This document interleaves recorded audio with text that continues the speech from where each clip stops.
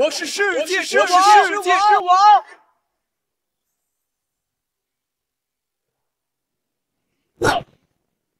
遭报应了。若有来世，我要做个好人。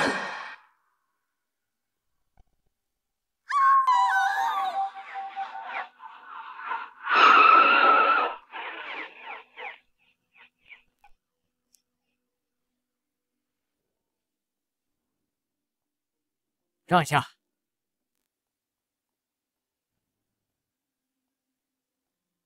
赵队，死者身份问清楚了，张霞，女，42岁，与前夫离婚多年，独居，现在有个女儿在上大学。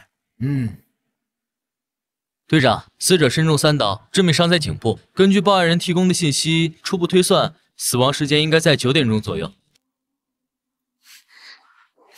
哎呦，这么多血，3刀啊！3刀啊！哎呀！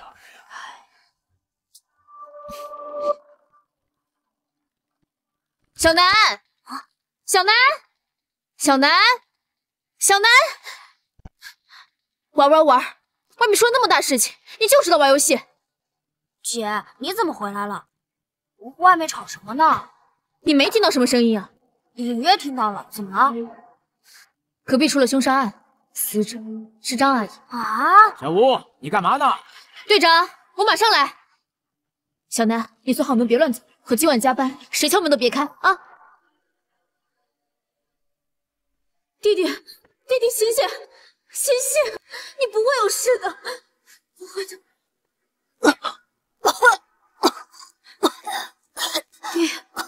你醒了就好。我穿越了，姐姐，我终于有亲人了。这一世，我要做个好人。我可是最了解犯罪的。姐，我帮你破案啊！你一个小屁孩懂个屁破案，老实待着。哎，这谁干可怜呢？让让。哎，这也太狠了哈！手套，我去拍照。哎呀，到底怎么说？你说这好好的人就……你个小这小孩！服了！哎呀，这是死者的阴气啊！可不是嘛！就是。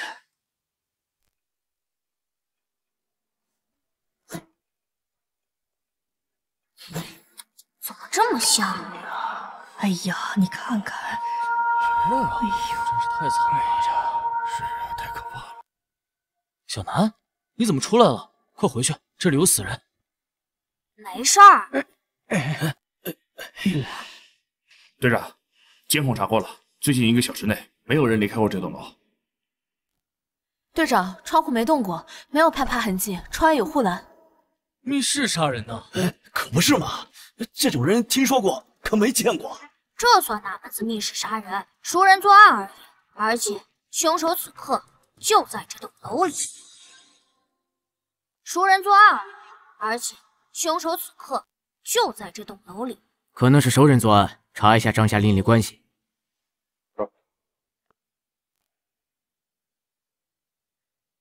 这谁家的孩子呀？赶紧领走！这熊孩子！小南，快回去！再看，小心做噩梦。小南，你在这里捣乱干嘛？快回去！不好意思啊，赵队，这是我亲弟弟，他爱捣乱。这是你弟弟啊？亲弟弟？啊，还不快走！哎，等等，你和你弟弟就住在这儿？是对面602。小朋友。来，过来，别磨叽，来吧。小朋友，叫什么名字？几岁了？9岁，3年级，放暑假打游戏。9点03分听到尖叫声。大叔，你要问什么赶紧问，别拉家常。好，那你跟叔叔说说看，你在听到尖叫声之前，都看到了什么，或者出门发现了什么？我在打游戏。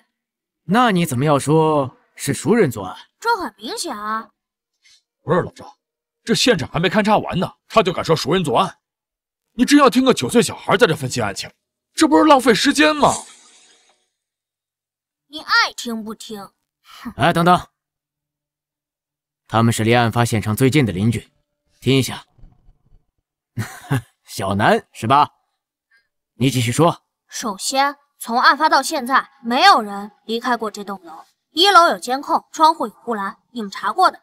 其次，从现场痕迹来看，张阿姨死前挣扎着，但她倒在沙发旁，距离门口有一段距离，尸体并无移动痕迹。此种情况很可能是张阿姨主动给凶手开门，将其迎进门，符合熟人作案特征。还有，尸体旁那把刀是凶器吧？刀我见过，就是张阿姨家的水果刀。也就是说，凶手并未提前准备凶器，并非蓄谋已久。再者，从现场痕迹来看，凶手不为财。综上所述，熟人作案可能性极大，而且是在冲动之下的激情犯罪。等等啊！这现场被翻得乱七八糟，财物丢失，痕迹很明显，具体数额还要等家属回来才能核实。凶手不为财，你小子别睁眼说瞎话呀！赵队，还让这小子走吧，别听他胡咧咧。小吴，管好你弟弟。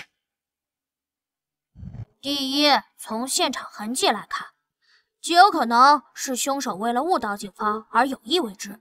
第二，案发于9点前后或更早，这个时间大多数人都还没睡下，没有哪个小偷会在这个时间上门盗窃被发现行凶，不都是后半夜吗？第三，最重要的一点，戒指。戒指？什么戒指？张阿姨手上的金戒指啊！如果凶手是为财，怎么会忽略这枚明晃晃的戒指？你听得懂我在说什么吗？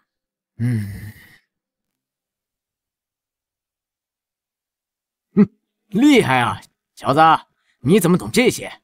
我爸是刑警，我妈是刑警，我姐是刑警，我就是刑警，家庭熏陶嘛。另外，我还看过800集的柯南。好小子，行，回去吧，这毕竟不是小孩子待的地方。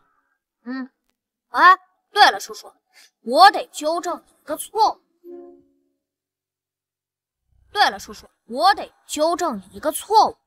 你别乱说话，还纠正错误，看把你弄的！叔叔，你看到了吧？都看到了吧？他打我，虐待儿童，快把他抓起来，让他好好反省。要报警是吧？反了你了！看见了吧？哎，好。小南，你刚才说叔叔有个错误，什么错误？你说说看。不好意思啊，赵队，小南乱说话，我带他回去。哎，没事，我听着。叔叔刚刚说，案发前，也就是尖叫前，这是不准确的，因为可能尖叫声就不是张阿姨发出的。那你又为什么如此推断呢？因为我能听到。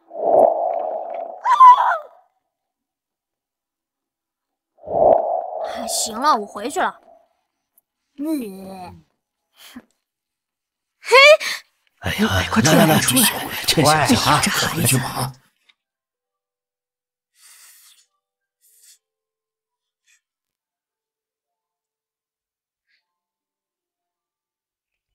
楠楠，你怎么又吃泡面？屋里都是味道，窗也不开透透气。姐，你回来了。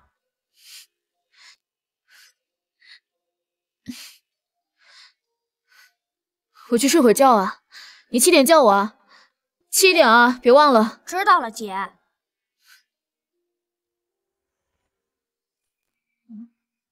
3天了，案子还没破。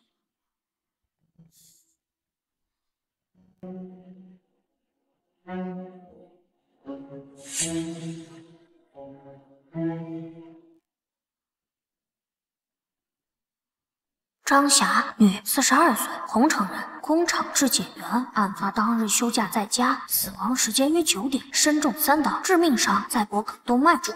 为人和善，并未发现与人结怨。女儿在上大学，前夫王洪刚虽多年来一直骚扰张霞。案发时并不在槟城，且3个月未与被害人通话，已排除作案嫌疑。凶器上未发现指纹，门口地面脚印复杂，皆来自于张霞与多名嫌疑人。这个案子明明并不复杂，怎么给调查成密室杀人案了？根据1楼周大爷笔录，大约在晚上9点听到尖叫声。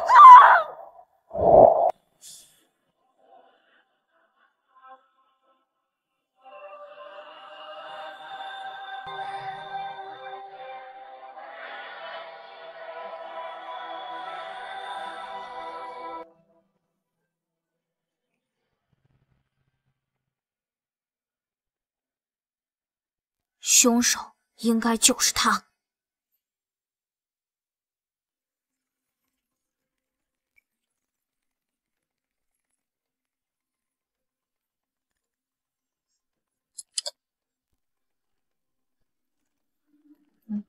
观江花园1单元的701-702-501-502，凶手就是他。姐，7点了，起来啦！哎呀，你别吵，我起来了。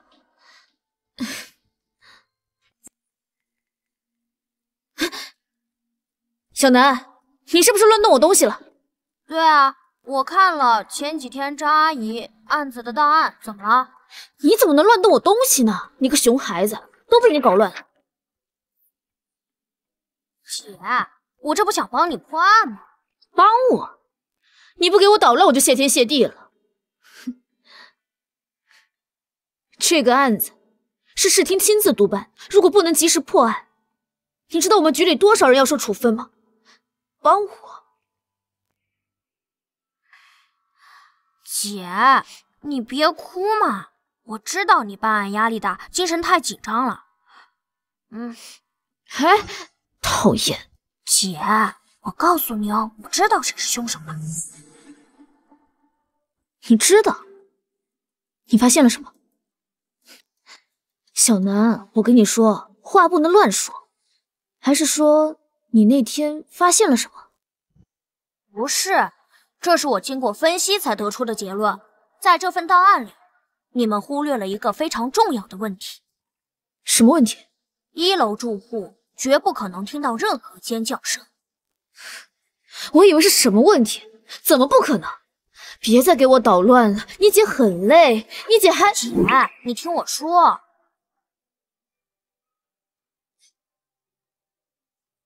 你看这份口供。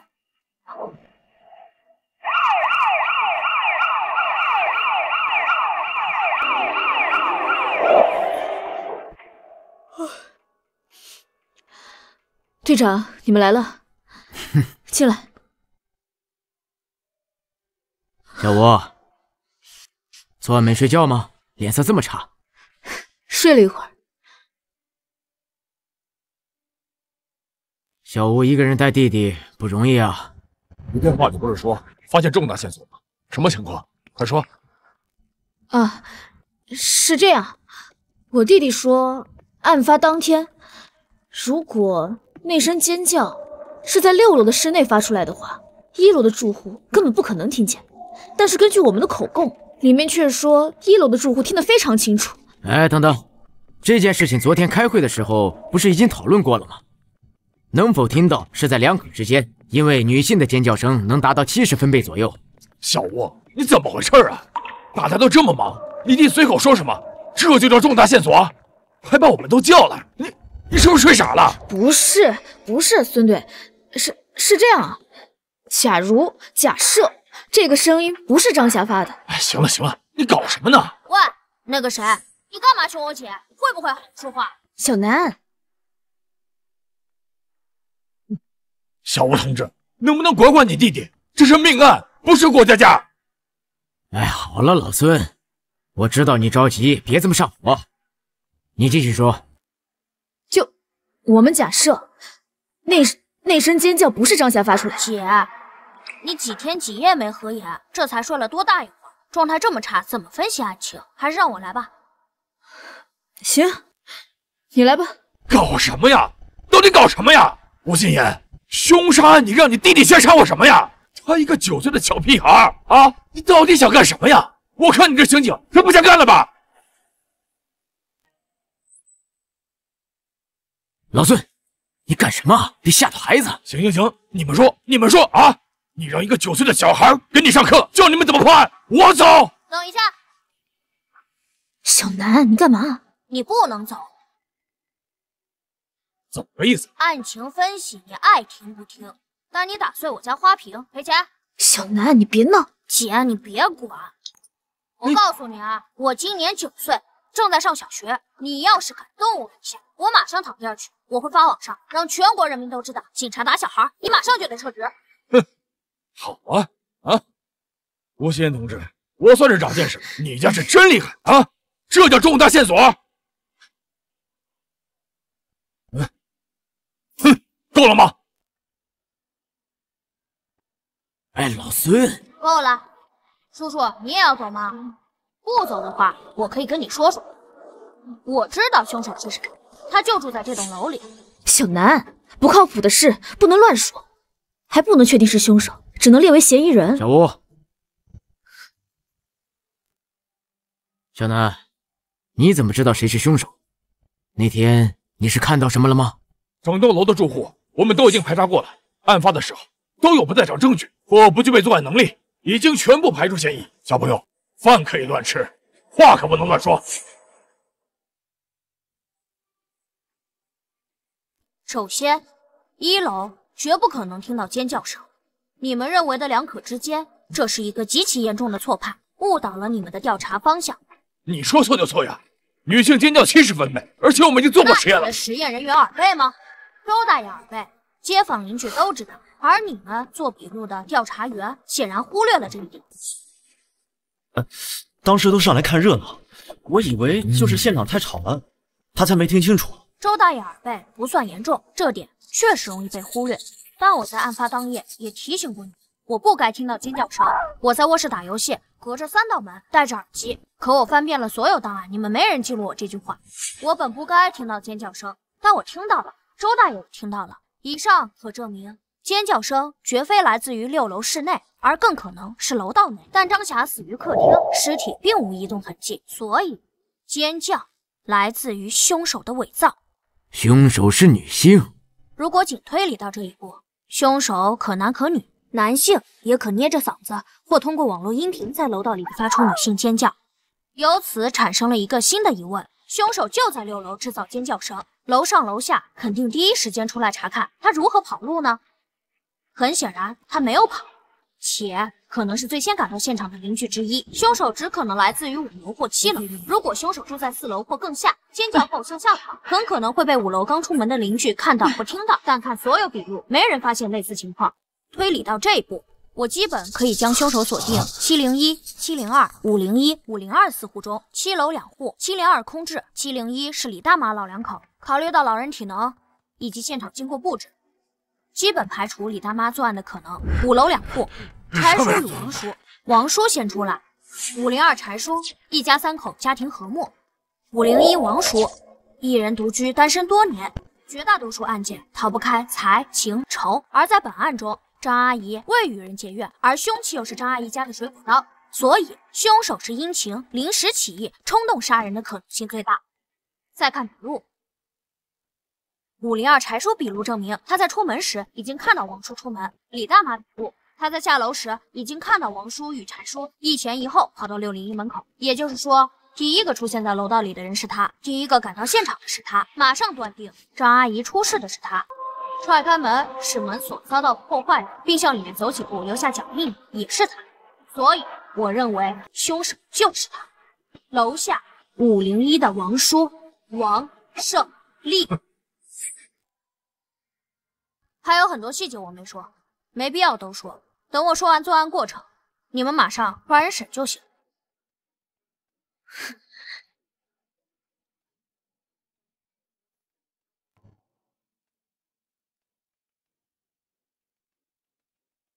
7月13日夜里8点半至9点之间，王胜利正在张霞屋内谈事情，因为某些矛盾，王胜利失控。停，你可别胡说八道了，主观臆断，没有任何证据。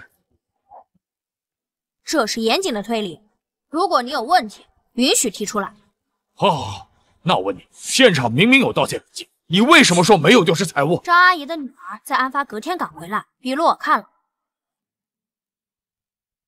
她这几年在外上学，极少回家，只能确认被害人卧室里过去的首饰没丢，2部旧手机没丢。至于被害人这几年是否置办其他值钱物件，以及是否丢失，他无法确定。你也知道无法确认。我原本认为戒指没丢是凶手伪造现场的疏忽，可我重新复盘案件后，发现并非如此。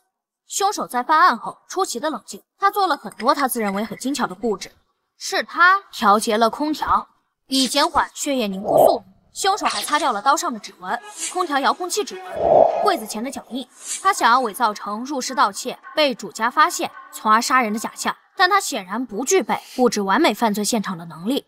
不知该如何处理赃物，一楼有监控，他带不出去，他怕警察搜全楼，因此他不是疏忽，他是故意的，什么都没拿走。这假象他认为也是合理的。入室盗窃还未发现之前物件被发现，杀人慌忙逃走，所以结合被害人女儿的笔录，我认为他就是什么都没丢，因为他不敢拿。你可真会想象。还有什么问题吗？好，那我再问你，如果真按你所说，一个普通人冲动杀人，他怎么能如此冷静？怎么可能想到如何布置现场，甚至误导警方？谁跟你说王胜利是普通人？你什么意思？要不咱打个赌吧？赌什么？王胜利是凶手？你真当这是过家家？王胜利一定是凶手，没什么好赌的。哼，那你扯什么？我认为王胜利过去杀过人，身上还背着命案，你信吗？什么？什么？他过去杀过人？小南，不能乱说话。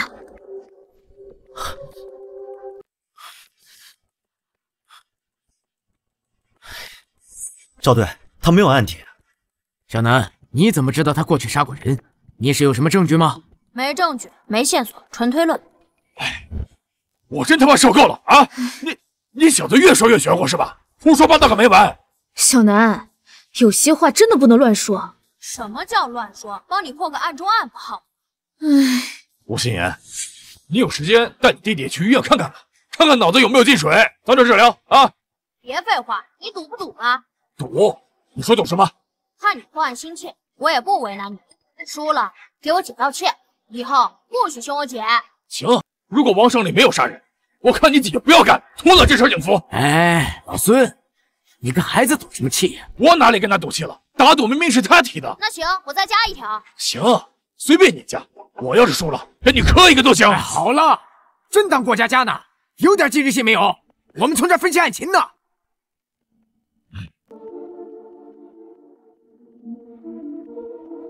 小南啊，你刚才分析的是有几分道理，但是他没有实质性的证据，就连间接性的证据也没有，全是推论。我现在虽然可以把王胜利带回警局配合调查，但最多关他48个小时。这是命案，王胜利如果真是凶手，且如你所说，他极度的冷静，心理素质又过硬，他就不会随便的去交代什么。但王胜利如果不是凶手，影响会非常的不好，你姐姐会受到严重的处分。谁说没有证据？我刚想说了，被你打破。那行，那我就再说一次。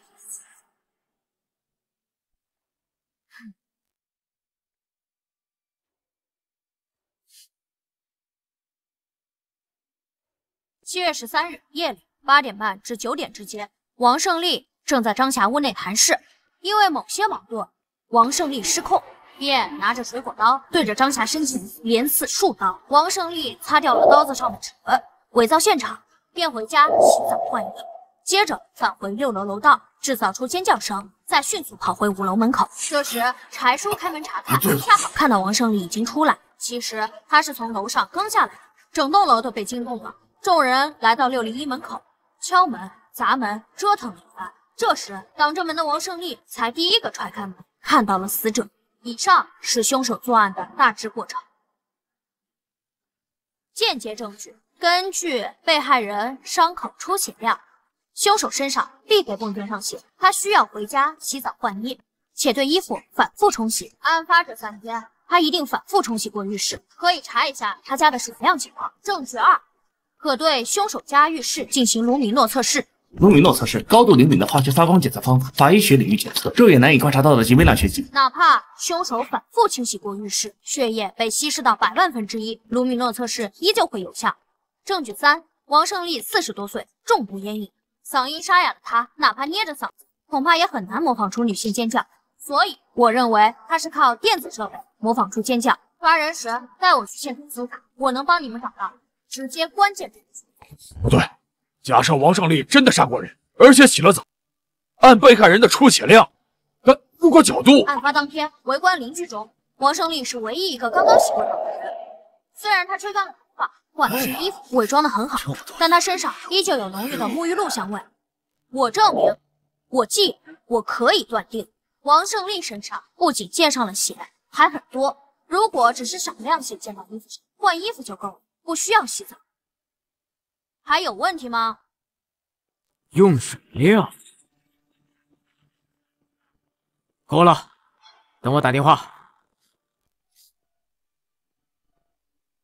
喂，老雷啊，我老赵，哎，找你帮个忙，帮我查一下713案，案发单元最近的啊，对，1个星期就可以，用水量的情况。好嘞，我等你回电。哎，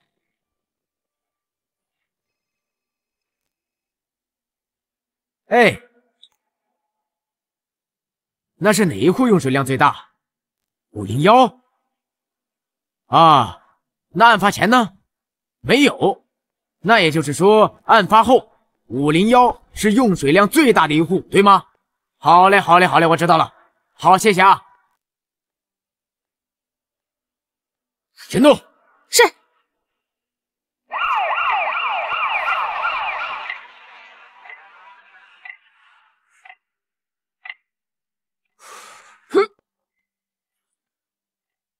谁呀？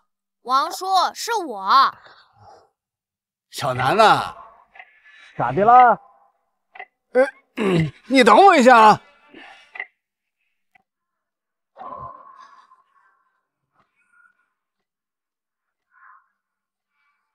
这大晚上的，小南，你有什么事儿吗？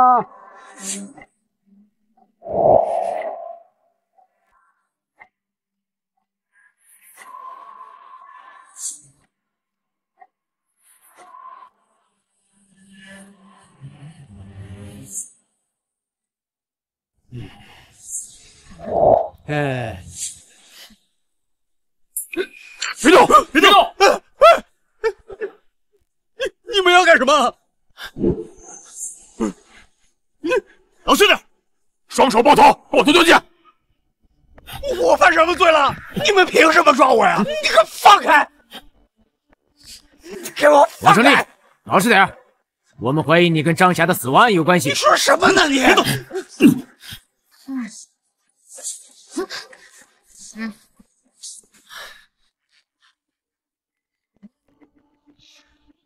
你等等！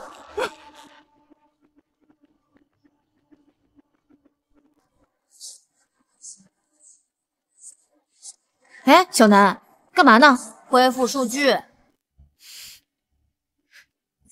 哎，你别摸索了！你看你这人，你干什么呢？给我闭上！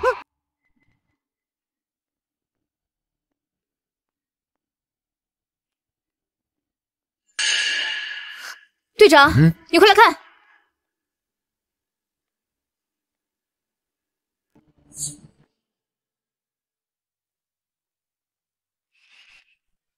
他在销毁证据，哼，够难缠的。这不可能是巧合。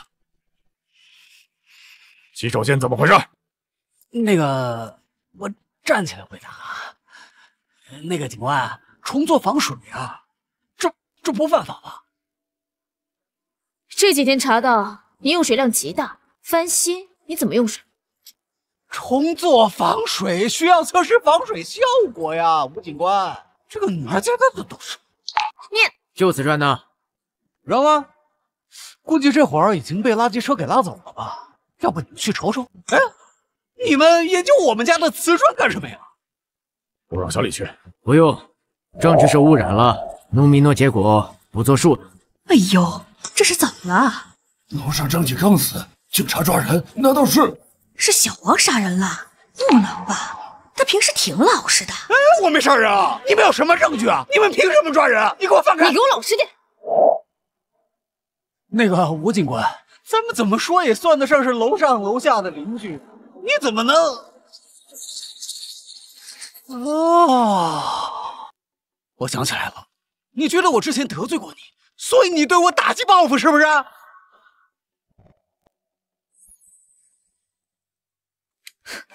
我报复你什么？你觉得我差点害死你弟弟？啊？警官，他平时加班忙啊，他经常不回家。那次呢，他拜托我去接他弟弟放学，我没答应他。结果呢，他弟弟放学自个儿回家，在路边贪玩掉河里了。你弟弟落水，当晚有这事儿？嗯，是。哎呦，我想起来了，那天呢，我本答应小吴买菜顺便过来接小南的，结果我临时有事儿，我就没去，跟小吴电话说了。哎呦，这事儿啊，说起来也怪我。哎，不过人可不是我杀的。哦，我知道了，你弟弟差点掉河里淹死，你怪我？谁怪你了我？你不怪我，你们抓我干什么？陷害我，杀了张霞，你们一点证据都没有，就把我给抓起来了。哎呀，这不是陷害，这是什么？不能吧？吴警官平时人挺好的，就是脾气差点。谁知道啊？这到底是……哎呀！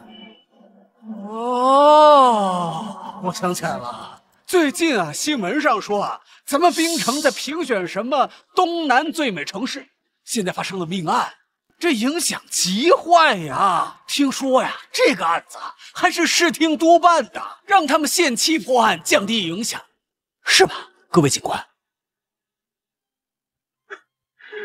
哎呀，这都过了3天了呀，你们一点证据都没找到呀！这一着急就把杀人犯的帽子扣我头上了呀！你给我闭嘴，别胡咧咧！是，我父母走啊，我一个人南下打工呀。我都40多岁了，我还是个老光棍啊，没亲人没朋友呀。等他们要是把我抓进去，就屈打成招呀！到时候连个替我伸冤的人都没有呀！我太适合被诬陷为杀人犯了，是吧，吴警官？你这么陷害我，你心可真够狠的呀！你他妈的，把嘴给我闭上！警察大人了！警察大人了！警察大人了！你们可得替我作证啊！他们要打我呀！你看看，你看看，怎么打警察打人呢？他咋回事啊？小王啊，平时沉默寡言的，都不爱跟人说话，今天竟然这么能说，这可是掉脑袋的罪，谁被污蔑谁不急呀？对呀。哎呀，还是要查清楚，别诬陷。你干什么呢？侦办现场禁止拍照。没什么。凭什么不让拍啊？警察大人不让拍啊？啊，还有没有王法啊？王胜利，注意点啊！谁打你了？他呀，他刚才要打我，你没看见吗？哎，人家邻居可都看见了，你现在不承认了是吧？各位街坊邻居啊，你们肯定不能走呀，可得替我作证啊！你们要是走了，这帮黑警察肯定打我呀！到时候就算没有证据，他们也会伪造证据的呀！放心吧，小王，我们不走。王哥，我们都看着呢。你们放心啊，我没杀人，我肯定不会承认的呀！就算他们把我抓进去，那最多就是关我48个小时。我要是没出来呀，你们可一定要给电视台打电话呀，让全市人民都好好看看这帮黑警是怎么诬陷无辜市民的。队长，哪里需要做卢米诺测试？不需要了，你去看一下现场。让一下，让一下。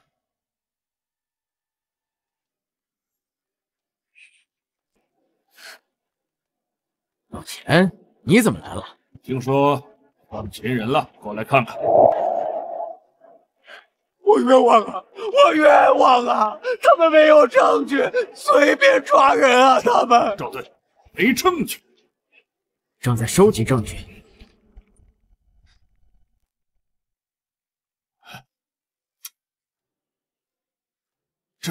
这怎么还有个孩子啊？这，老钱，行，有事说事儿。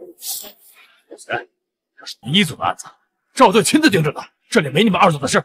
你从哪来啊？回哪去吧，别在这添乱啊！5天乱，就你手下那几个歪瓜裂枣，还有个走后门进组队的，连现场管理都做不好，能办好什么案子？不是，你什么意思？没意思。我早就说过，这个案子就应该让我们2组来办。哼！青天大老爷，青天大老爷，你可来了呀！你可得为我做主呀！我是被冤枉的，他们没证据啊！他们，你看看啊！随便扣人，连证据都没有，这传出去会造成什么影响啊？哎，行了，老钱，这没你的事儿，回吧啊！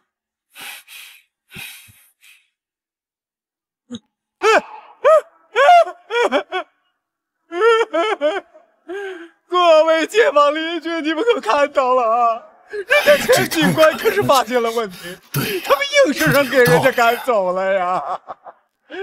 这帮黑警是铁了心要诬陷我呀！哎呦，这警察是怎么了？这都什么世道？这是陷害啊！王胜利，你注意点啊！诬陷，这就是诬陷啊！你们可一定要通知电视台啊！还有没有？谁陷害你了？你还有你姐！不见棺材不掉泪，这是你手机吧？是我手机，那又咋了？现在这个社会谁还没个手机啊？你承认是你手机就行。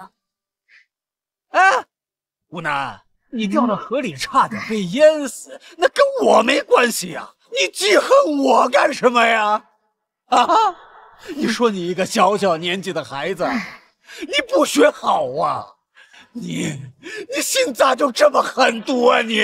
我很毒，那行，我今天就发善心。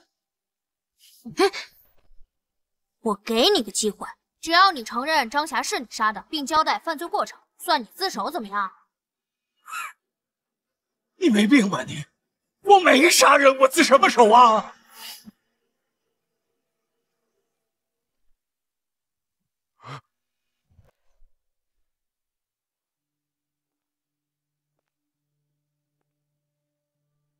你露怯了。什么？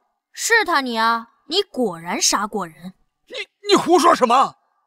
你东躲西藏这么多年，想必熟读法律。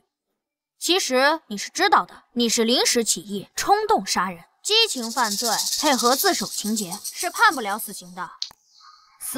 死缓减无期。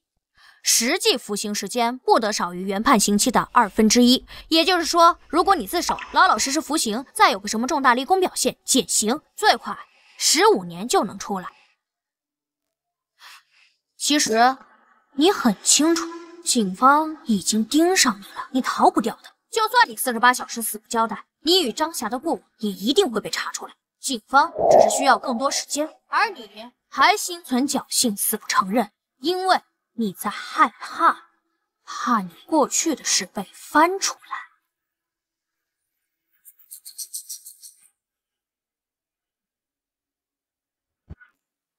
自首吗？自首。嫌疑人没有第一时间反驳，小南跟他说了什么？声音太小，没听清。大家都简单点，你数罪并罚，下辈子做个好人。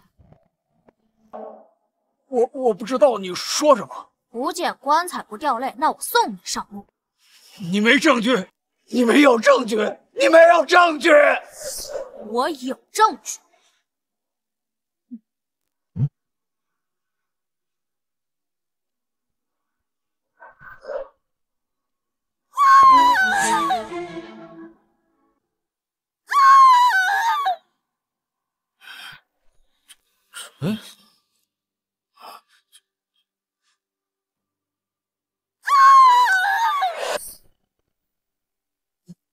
这是张霞的声音，听起来有点怪，但这就是那天晚上的尖叫声。对，就是这个声音。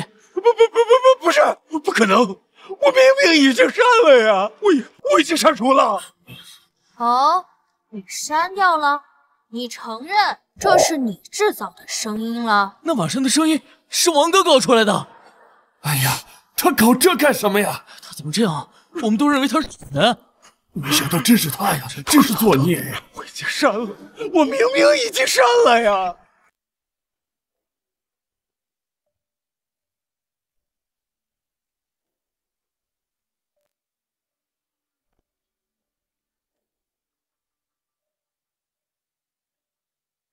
想要彻底删掉一个文件，必须让文件重复写入，覆盖掉原有文件。你删掉的只是文件索引，文件可恢复，你显然不懂存储的基本原理。另外，你与张霞的聊天信息我也恢复出来了，是通过一个名叫爱友的交友软件。你与张霞楼上楼下邻居很多年，本来并无过多交集，直至3个月前，你与张霞通过爱友闲聊几句，越发熟络。具体聊天内容涉及到张阿姨隐私，我就不读了。不过我还看到了，你最近2年来通过这个软件搭讪过很多离异女性，并提出无理要求，要我读读吗？别，人是我杀的，我承认人是我杀的。姐，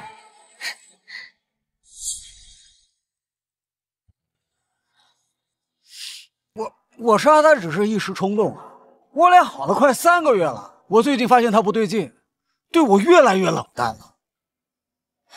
我怀疑他外面有男人了。我那天给他发消息，他也没回，我就去找他了。谁啊？我。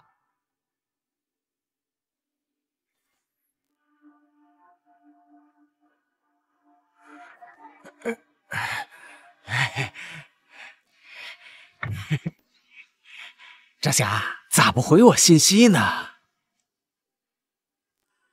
卧室充电呢，没听到。进门时间8点。具体聊了什么？就闲聊些家常话呗。我还问他白天休息他干嘛去了，他也没说。王胜利以前真杀过人？杀过。为什么要杀他？警官，我不是跟你说了吗？他外面有男人，对不起我呀！哼，老实回答问题。我就是，我说，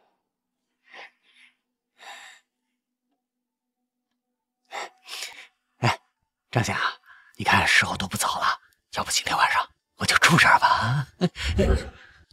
什么早啊晚的，你就住楼下，回去吧。多大年龄了，还这么精？出去，给我马上走！张霞，你是不是外面有男人了？滚！给我滚！再不走，我报警了！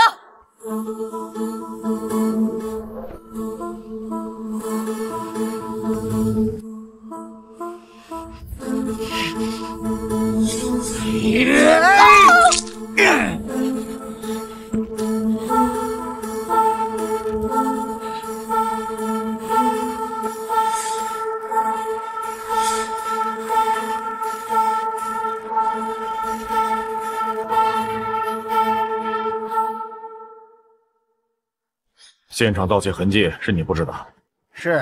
是你调节了空调温度？是。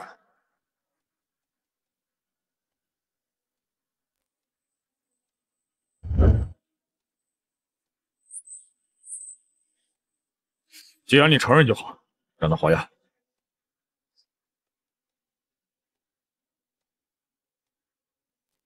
按这就行。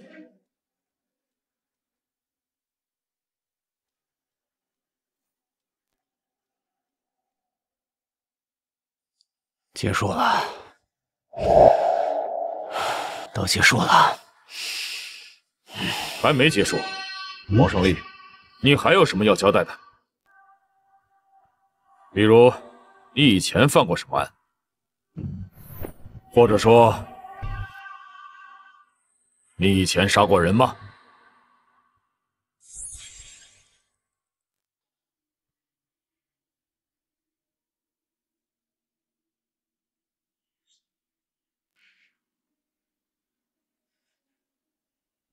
能给我一支烟吗？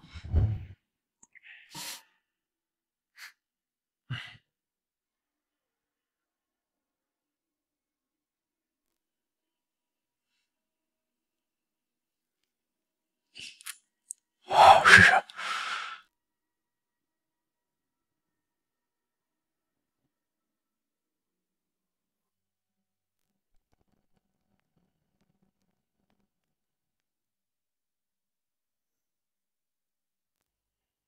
王胜利，回答问题，你以前杀过人吗？没杀过。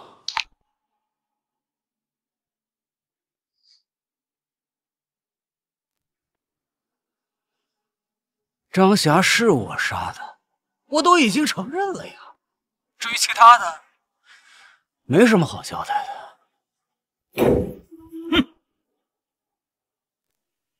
王胜利，我警告你，不要负隅顽抗！谁负隅顽抗了，警官？我没杀过什么人，有本事你们自己去查喽。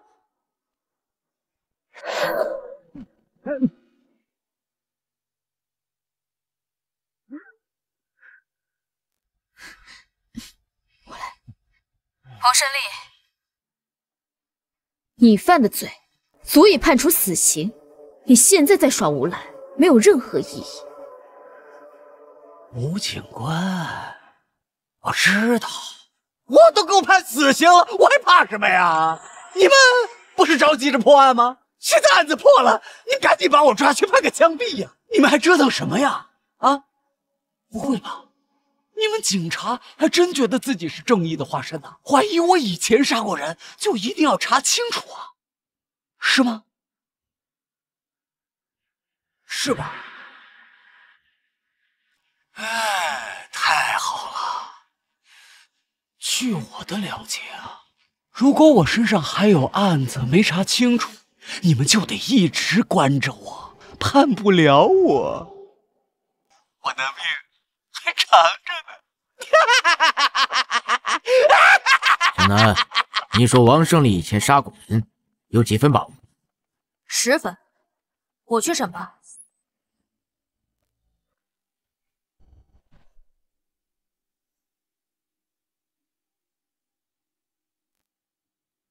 署长，赵队，听说你找到证据了？老赵，审讯的怎么样了？嫌疑人都交代了，对犯罪事实供认不讳。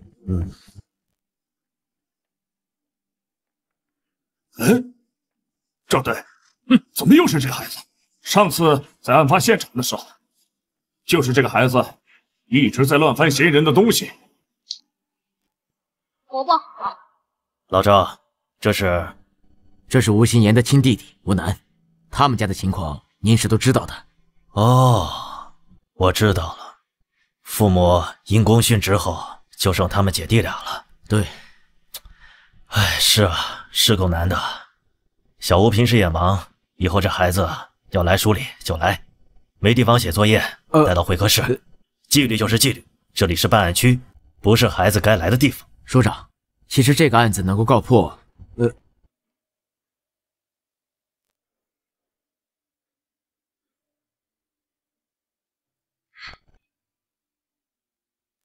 好，这个案子能告破，你们功不可没。赶紧结案送检吧。署长，还不能送检啊？为什么？小南，你说王胜利以前杀过人，有几分把握？10分。我们怀疑王胜利在杀害张霞之前还杀过人。还杀过？案中案？有什么线索？这嫌疑人现在还拒不交代以前的犯案。没有线索。是我说的，嫌疑人还杀过人，交给我来审，我能马上结案。小南，你这不是胡闹吗？一个小屁孩说他杀过人，你们就信了？老赵，你也是老刑警了，你近期马上就要提一提了，绝不能犯错误。署长，这些我都明白。其实713案能够顺利的告破，还多亏了吴楠，他是个神童。神童？所以没有线索，没有证据，他说你就信？原本我们对吴楠的话有所怀疑，但在本案的侦查过程中，我们发现犯罪嫌疑人有极高的反侦查意识以及过人的心理素质，他不像是初犯。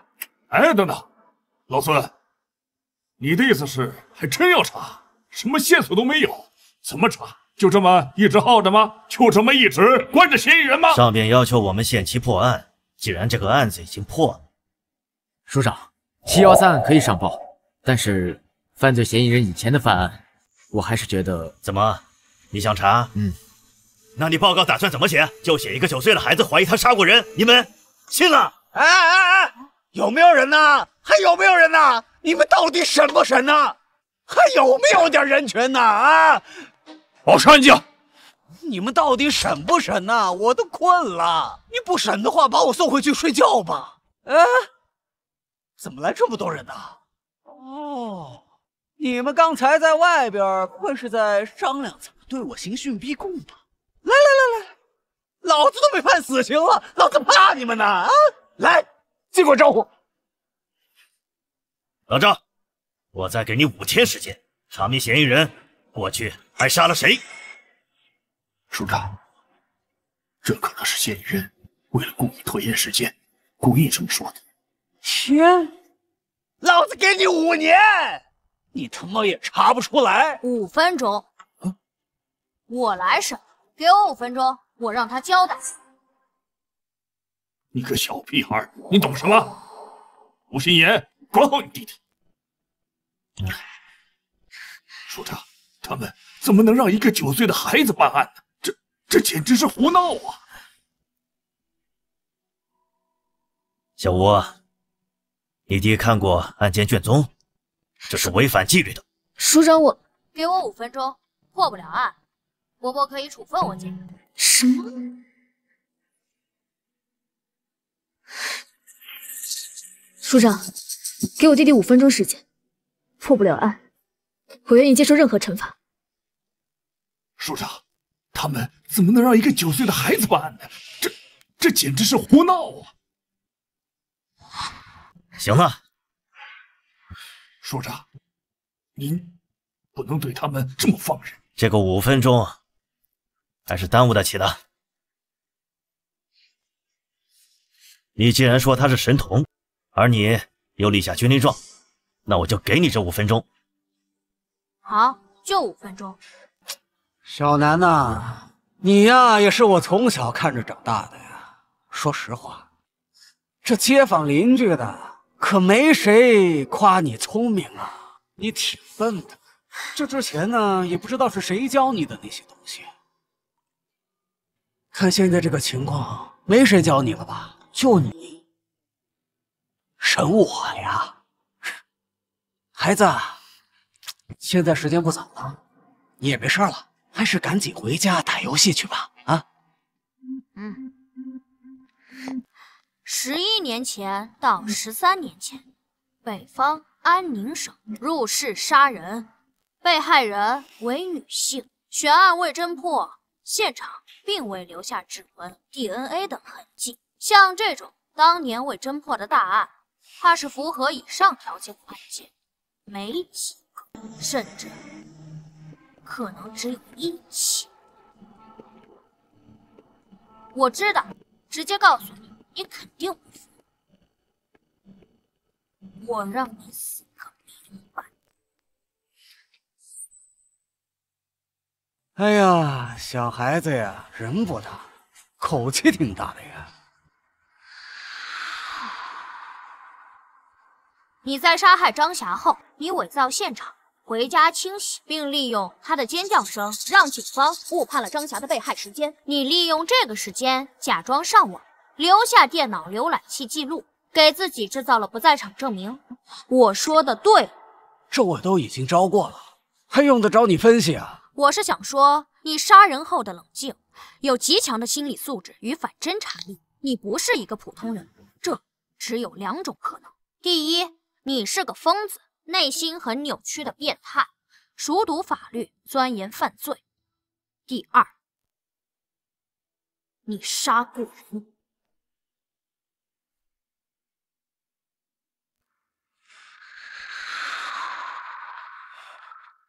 你怎么就知道我不是个变态呢？你搬来10年，如果你真是个变态，你不可能忍到今天。我这都是你的胡乱猜测。你不知道你最大的破绽是什么？你做了很多自认为自己很精巧的事情，有着超乎寻常的执行力，但你却没逃走。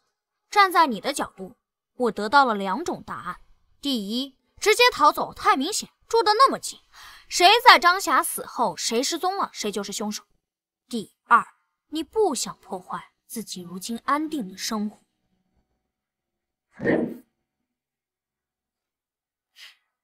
根据你的第一次笔录，你是北方普宁省人，父母双亡，10几岁便远走他乡，来到南部辗转多地打工。10年前定居于滨城，靠打零工过活，很少社交，未婚未育。而根据其他邻居的笔录，关于你的事业提到，你性格内向，沉默寡言，甚至可以说是孤僻。如此能说会道，你真的是孤僻吗？逃了10多年，伪装的很辛苦吧？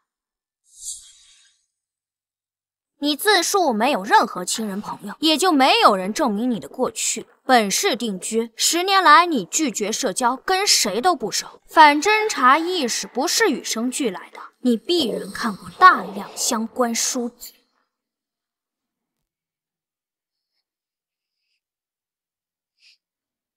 或许你自己都没意识到，你身上的味道有多重。味道？什么味道？逃犯的味道。你这种人，如果不怀疑你还好，一旦盯上你，实际上你处处都是破绽。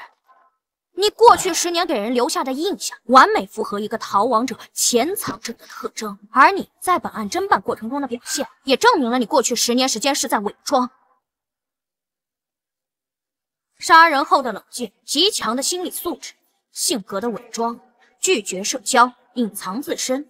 单一条件或许说明不了什么，但若汇聚在一起，你不知道你身上味道多重吗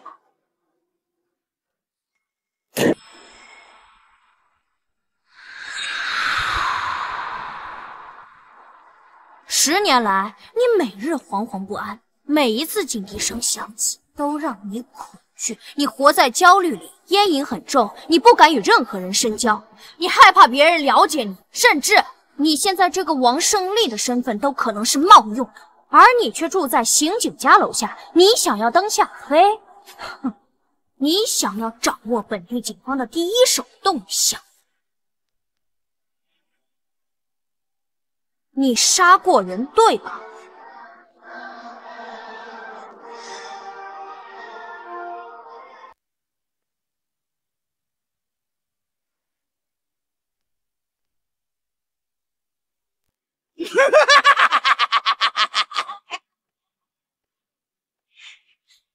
但是那又能怎么样呢？警察抓人是要讲究证据的，就靠你这么一说，我就成杀人犯了。我在什么时间、什么地点、用什么方式杀的人？你没有线索，对吗？对我个人而言，你这个人以你的行为就是线索。时间也差不多了，既然你已经承认人是你杀的，那么我就长话短说。第一，你曾经是个小偷，做过入室盗窃。江南，你依据什么推断的？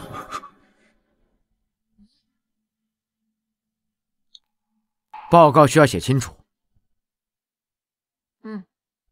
因为张霞被害现场的盗窃痕迹是专业的，一个入室盗窃惯偷会很清楚哪里可能有财物，哪里没有。而在张阿姨被害现场，距离门口最近是鞋柜，还有厨房橱柜、洗手池台下柜等位置，并无翻找痕迹。而诸如茶几、电视柜、衣柜，包括挂有常穿外套的衣架上面的衣服，这些可能放有老旧手机、首饰、现金的位置，全都被翻过。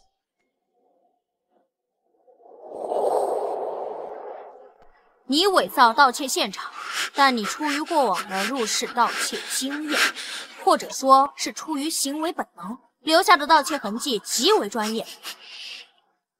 这证明了你过去是个惯偷摄尸。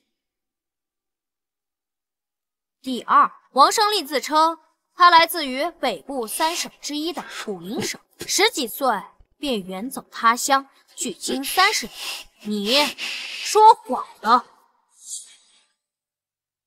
如果王胜利真少年时就来南部，他的口音应该早就变了。可他没变，他虽然极力克制着自己，但偶尔还是会暴露。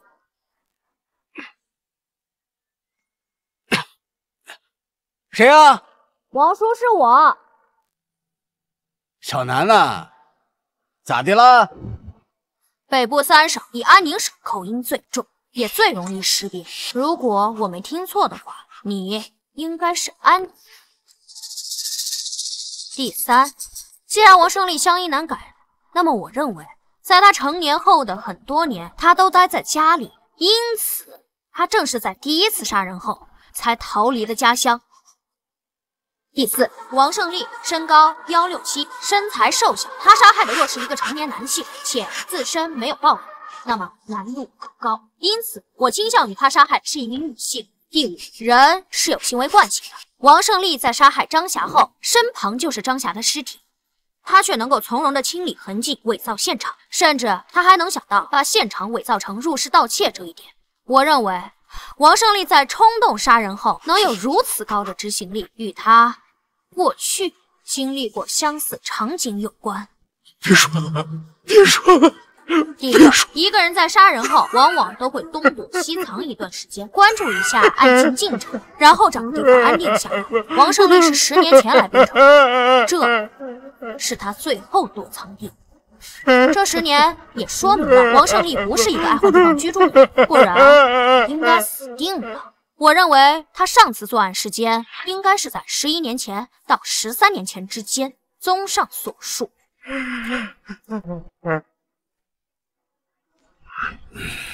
时间11年前到13年前之间，地点安宁省，案件类型入室盗窃，被屋主发现后而怒而杀人，被害人大概为女性。因王胜利此前嚣张太过，声称5年以后报案，判断现场并未留下 DNA、指纹等直接性证据，所以他才会如此自信。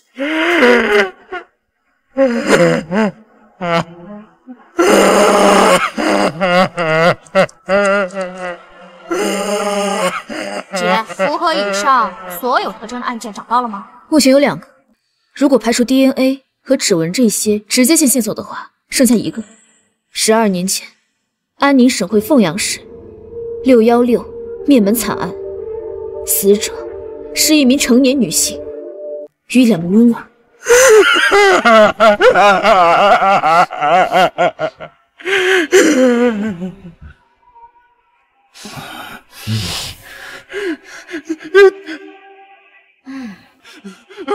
都是他胡编乱造，都是他胡编乱造，都是他胡编乱造！你们没有证据，你们没有证据，真的没有吗？没有！王胜利，你要干什么？给我走！走！你们走！走！老实点！不是我，我跟你的案子没有任何关系，没有任何关系。如果没有证据，那你在害怕什么？确实应该没有 DNA、指纹的证据，但只是没有什么直接性的证据。你搬来10年，惶惶不可终日，你到底在怕什么？是有证据的，对吧？一起凶杀案至少要调查半年以上，所有线索全断，无法继续追查，才会暂时搁置。期间会有成百上千人被调查，庞大的调查信息里会有很多佐证，很多间接证据。只是因为你当初是随机作案，你从未被列为嫌疑人，也没有在你身上核对，所以才让你暂时逃脱了法网。而现在，我们已将你与616案联系到一起，你逃不掉的。署长，我提议联系凤阳警方，把616案的全部档案调出来，并请凤阳警方派遣当年参与过此案调查的老刑警来本市协助办理此案。我同意，报告可以回来再补。你现在马上联系凤阳警方。是。赵叔，等一下，算上那边整理资料的时间，最晚后天到，满打满算3天时间。无论你交代与否，616案必破，你何必死盯着？大家都很累，不如简单点。我现在只需要你回答我，616案是你做的吧？616案是你做的吧？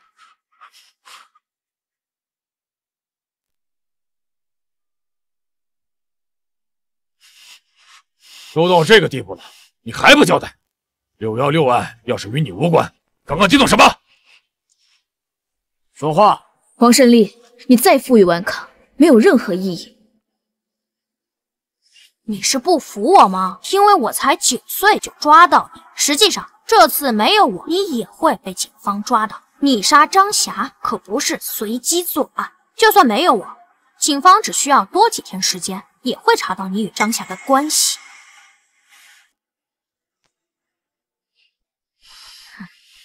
是的，这种死硬分子交给我吧，我保证今晚就让他开口。我可以保证，在凤阳警方抵达前，让他交代所有的犯罪事实，可以直接结案。我都审差不多了，哪轮到你啊？退1万步来说，也该是我姐来审。什么叫审的差不多？他并没有交代所有的犯罪事实，而且也没有直接的证据。等凤阳警方来了，补充了证据链，也都是间接证据。凭口供送审非常麻烦，也许还会拖得更久。署长，对付这种死硬分子，必须要攻破他们的心理防线。你姐才从警几年呀？她审得明白吗？那照你这么说，那我才9岁，我审得明白吗？你要是真有本事，你就让他开口，否则不要影响我们办案。好，姐，我相信你，一定会有办法让他开口，对吧？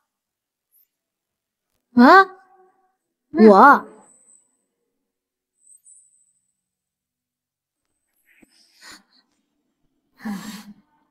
我才9岁，警署里的功劳也不可能给我，报纸上都不能写我是吧？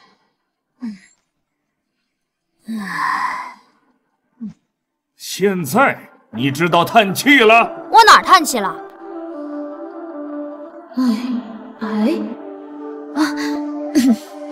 那个王胜利，我可以告诉你，是交易。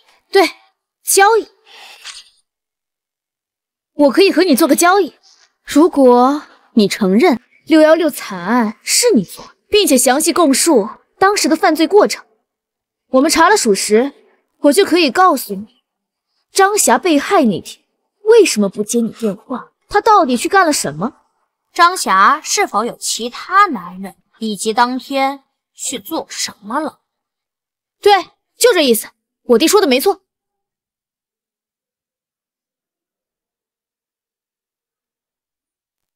其实这也不仅仅是交易，而是我非常想让你知道，干脆点儿，你承认作案，我告诉你答案，你交代犯罪过程，我可以给你看张霞的体检报告。你说的算吗？我同意。谢谢伯伯。我最后问你一遍，12年前发生于安宁凤阳的616案是你做的吗？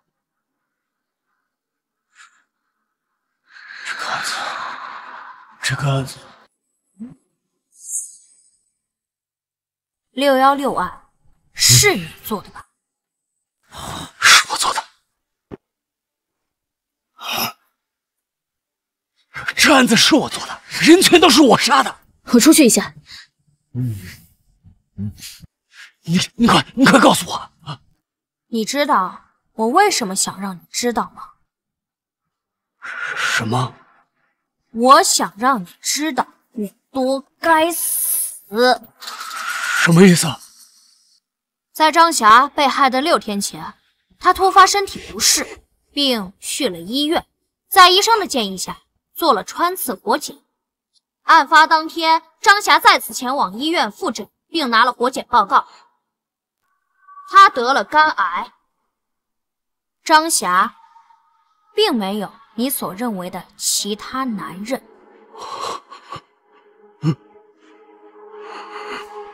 根据张霞与闺蜜的聊天记录，张霞在得知自己生病后，第一时间是想到女儿学费，然后才是自己治病。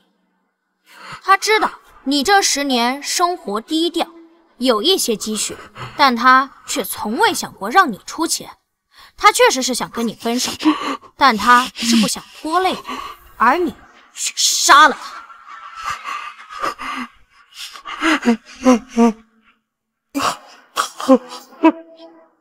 你真该死！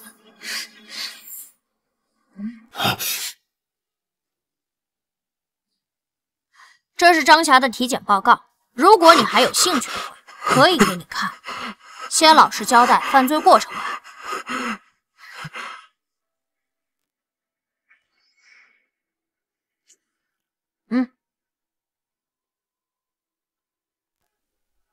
你等等！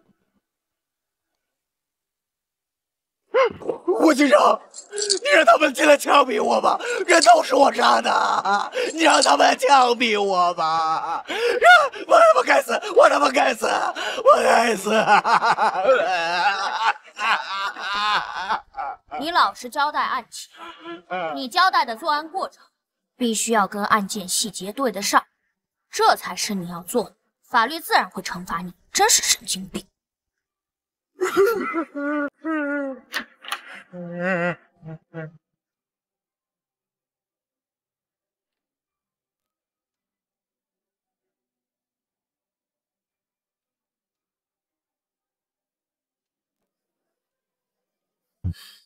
小南是吧？啊，吴楠。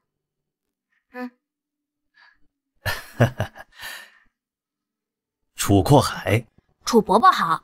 哎，好，真是神童啊！哪里有什么神童，还不是我姐教的好，离不开我姐对我的耳濡目染。我明白，明白。也是啊，你才9岁，不管是面对上边，还是面对大众，你都不适合出现在凶杀案的报告里面。既然你代表你姐侦破此案，那这2个案子的首功自然是她的。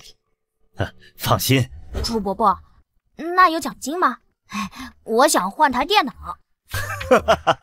有731案能够迅速侦破，书里自然会有嘉奖。另外啊，616案既然当年没有侦破，肯定要向社会征集线索的，应该有几万块奖金。署长，案子不是小吴破的呀，他本身就是靠着走后门的关系才被调入总队的。他能力不足，如果这次把首功给他，难以负重了，还会引起更多的非议。有病就去看，没事老嚼舌根干什么？小鬼，你骂谁呢？我没骂人啊。你刚才说谁有病？你啊，嘴唇发紫，口呼吸，筒状羞，偶尔咳嗽。我真心建议你去医院看病，病得不轻，再晚说不定就来不及了。你这孩子到底还有没有教养？到底谁没教养？说谁走后门呢？你一把年纪了，还妒贤技能，争功夺利。你什么你？我姐今年27，5年前从东南警校毕业，2年特警，拿过2次东南警界女子格斗冠军，1次射击冠军。之后，我姐转去基层，从民警做起，也是冲在了第一线。3年前梅河区闹市劫持案，是我姐与人质交换，最终制服歹徒，差点被抹了脖子。前年那场爆炸案，要不是我姐枪法够准，用手枪打中了120米外的目标，说不定还要炸死多少人。去年联合行动追捕逃犯，我姐身中2刀都能制服逃犯，在家足足躺了3个月才养好。在那几个月前，是，我承认，我爸妈6年前因公殉职，我姐在晋升过程中确实受到了一点照顾，包括去年调入总队，继承了父亲的警号。但我敢说，我姐没有走后门，他每一步都走得堂堂正正。他是一个优秀的刑警，容不得你来抹黑。舅舅提过很多次，想把我姐调到他那边去，待遇肯定比这里好。但我姐不同意。按照我姐的话说，这里是我爸妈守护过的城市，她要继承爸妈的志愿，继续守护这里。你说的好像就跟谁没负过伤似的啊！在这里的老刑警有一个算一个，谁没有在一线拼命，谁没负过伤？哎，行了行了，这是负伤的事吗？我姐破格提拔，不是立功就是拼命。你说谁走后门？那行，现在领导不是在吗？你说是谁给我姐开的后门？啊？我也是听手里都这么说的。哎，行了，你跟个孩子呛什么？嘉奖的事儿就这么定了。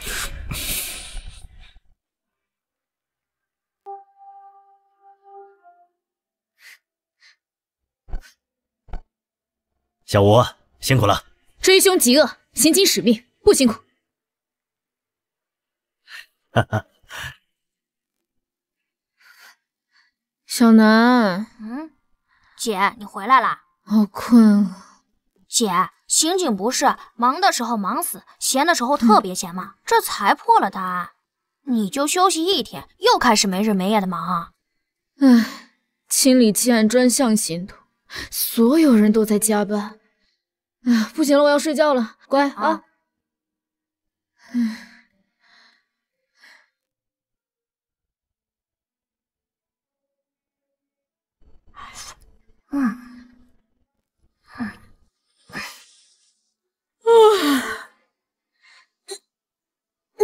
姐，你醒了？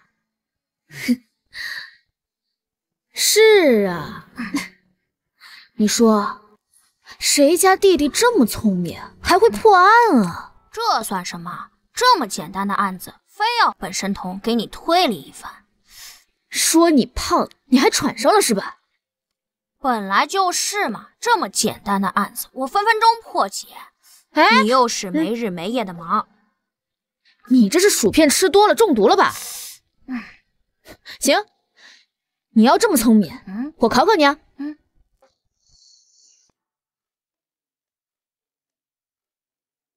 来，分分钟把这个案子给我破，给我看看。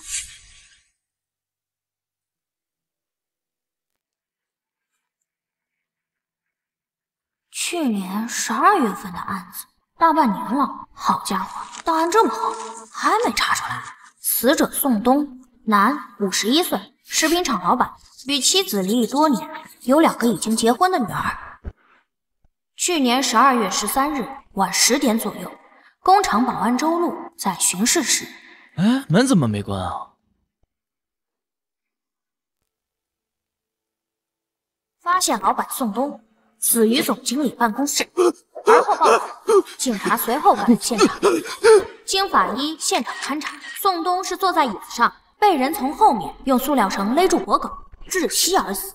死亡时间约是晚上9点10分左右，窗户没有撬锁痕迹，也并未上锁。初步推断，凶手翻窗潜入办公室行凶。警方在现场发现了10多人的脚印，43码登山鞋印，被认为来自凶手。经调查，当天宋东是下午4点回到工厂，6点在食堂吃的晚饭，约6点半回到了办公室，之后再也没出来，直至被保安发现尸体。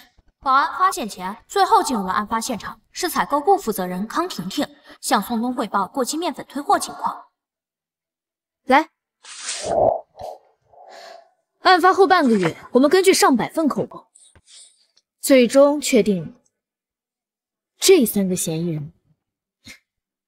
前员工李泰个人原因离职后被扣了1个月的工资，曾多次来工厂讨说法。案发前3天，李泰讨薪时被打。面粉厂老板冯群因过期面粉退货时与宋东发生纠纷，财务付娇娇原本是普通员工，因成为宋东姘头，一跃成为工厂财务主管。案发前曾多次挪用公司公款，并因此与宋东发生争执，被宋东殴打。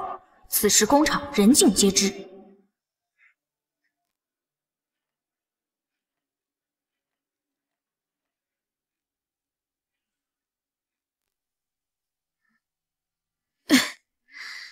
特别是这个傅娇娇。宋东死后，他还参与了财产争夺战，而且他说他跟宋东是事实夫妻。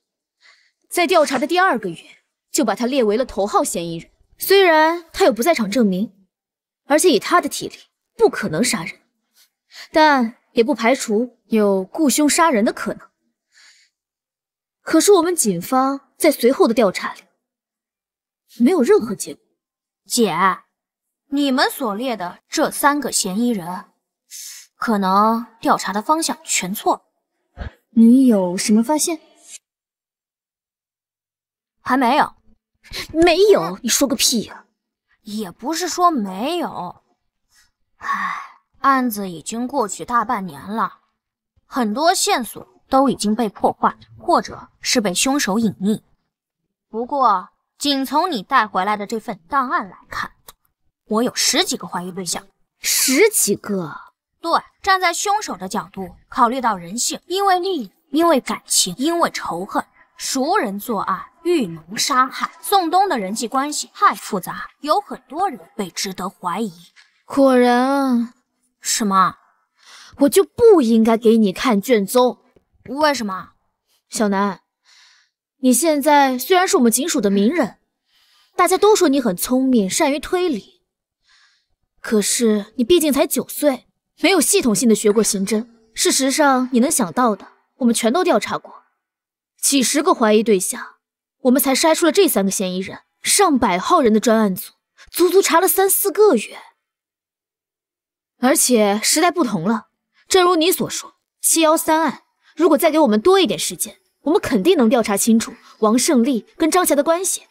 12年前的616灭门惨案，虽然是随机作案，但是入室在现在这个时代，以现在的公共监控密度还有侦破技术，凶手不可能逃得掉。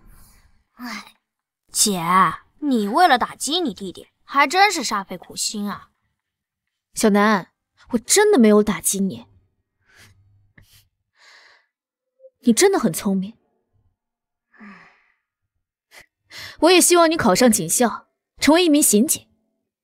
毕竟，咱妈的警号还等着你继承呢。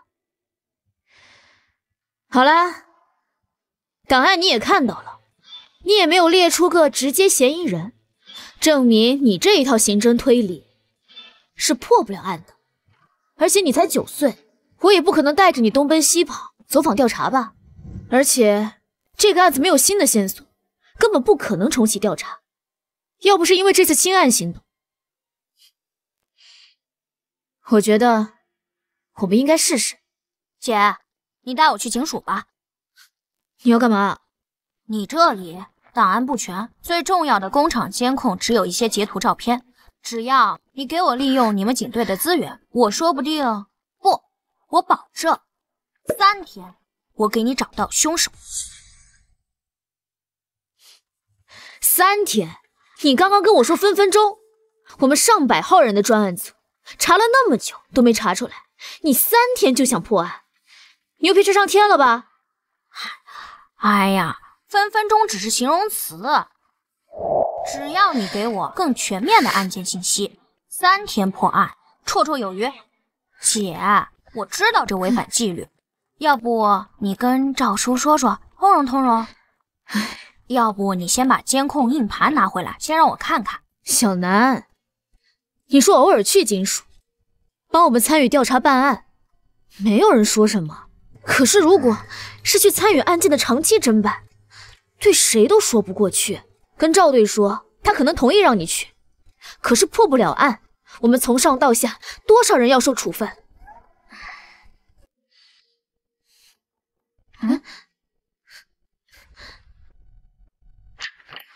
哎，孙队，你过来了。小南在家吧？我来看看我们的小英雄。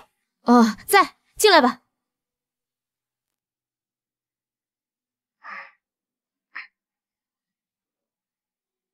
孙队，有什么事儿现在过来啊？小南，还生叔叔气呢。叔叔跟你道歉好不好？这次能破案，多亏了你，你是我们的小英雄啊！小南，孙叔叔都跟你道歉了，你就别闹脾气了。孙队，不好意思啊，小南被我惯坏了，我也管不住的。完事啊！道歉一点诚意都没。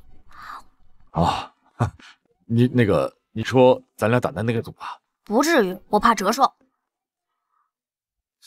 那是什么？哦，我知道了。听你说，等奖金下来，你想买个电脑是吧？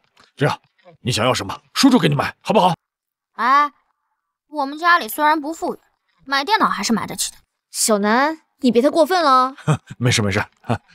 那小南，那你想要什么呀？你有什么要求，尽管跟我说，叔叔啊，保证给你安排的明明白白的。我想去警署。去警署？干什么？破案。破案？1213案。这个案子难啊！这个案子并没有你们想象的那么复杂。或许此刻我心里的头号嫌疑人就是真正的凶手。给我3天，让我用警队资源，一定能破案。3天？对，就3天。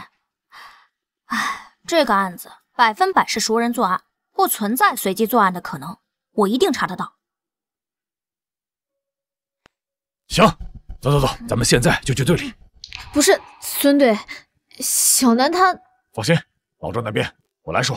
我不是这个意思，我是怕我们都会受到处分。小吴，我们刑警的第一使命是保护公民，打击犯罪，破案是我们的第一要务。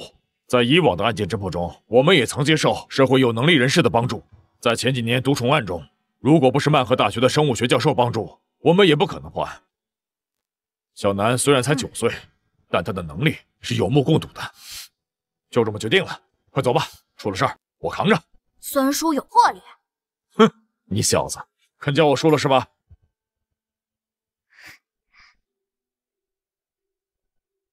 小南，这是目前所有的侦办档案，你看还需要什么？我需要宋东更为详细的家庭资料，包括他的前妻、2个女儿、父母、2个兄弟、侄辈、亲属，最好有照片。另外，我还需要知道宋东死亡后他的遗产都被谁继承了，包括工厂、房产、现金资金去向、银行流水等等。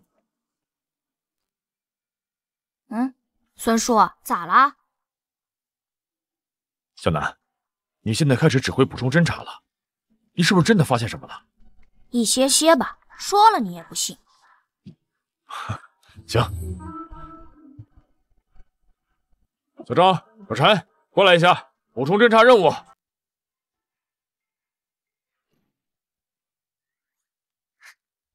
小南，你发现了什么？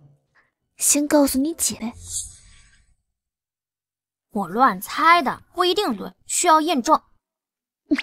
你什么都不知道，就敢指挥这个指挥那个的，这里可是警署，是不你孙叔给你点好礼，你都不知道自己是谁了。哎呀，不要说的那么难听嘛！放心，我绝对不会让孙叔挨处分的。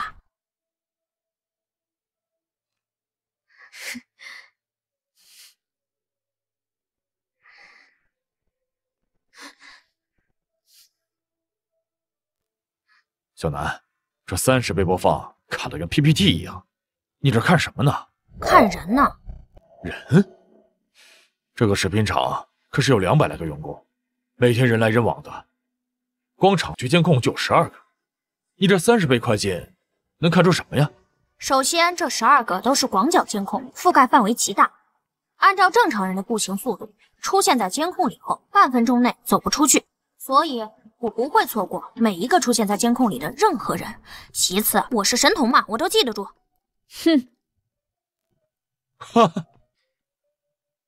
可是这个案子，我们派了3个人，将案发前7天的所有监控完完整整的看了一遍，并没有发现嫌犯的任何线索。我找到了。啊，你找到什么了？是案发前2天，午休时间到处都是人。小南，你看出什么了？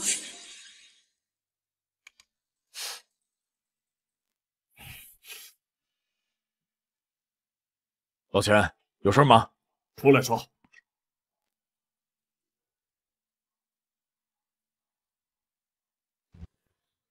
孙猛，你怎么回事？怎么又让他来队里，还指挥上了啊？老钱，你什么意思？我什么意思？你这是在胡闹！你喊什么？这事我跟老赵说过。哎，你少拿队长来压我啊！我告诉你，孙猛，你行啊你居然敢无视纪律！老钱，我知道713案没让你们二组参与，气不顺。别说没用的，我在说的是纪律，纪律！你这是胡搞乱搞，你这是在犯错，懂吗？行了，老钱，咱俩是平级，还轮不到你来跟我谈纪律。哎，你，孙猛，行啊，你给我等着！孙队，要不我们还是……没事，你们忙你们的，换要紧。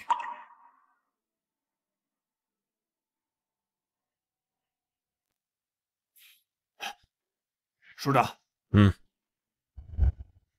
国刚，什么事这么着急啊？我听小王说你来了一上午了。署长，我要举报孙猛和赵成龙以权谋私，简直是胡搞乱搞。国刚，小点声，注意影响，慢慢说。署长，现在重启1213案的调查，孙猛不知道出去走访找线索，反而又把吴心言那个弟弟找来了。现在整个专案一组被一个孩子指挥的团团转，这难道不是乱搞吗？吴楠，对，就是他。现在整个警局都把他传得神乎其神，说713案是他一个人办的，把所有以前干警的功劳全抹杀了。处长，我记得您上次在会议上一再强调纪律，可孙猛完全无视您的话，已经开始乱搞，看他为了功劳都快失心疯了。哎，行了，国刚，你也不用这么激动，你先去吧。这件事儿啊，我会处理的。哎，去吧，去吧。是。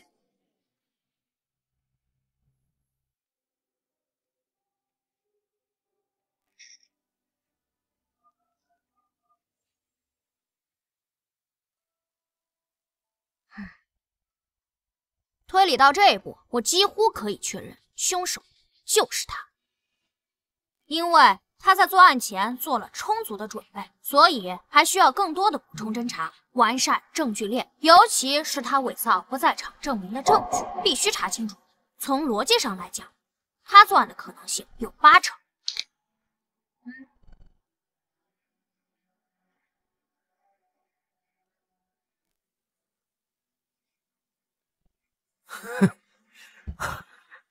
真的神了啊！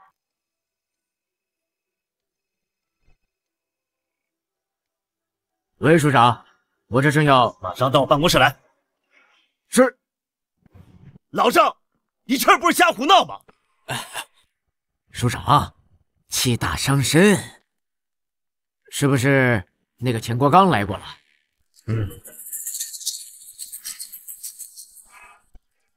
你怎么这么糊涂啊？这老杨眼看着马上就要退了，你该来当这个副署长了。你这个时候，你怎么还这么胡闹啊？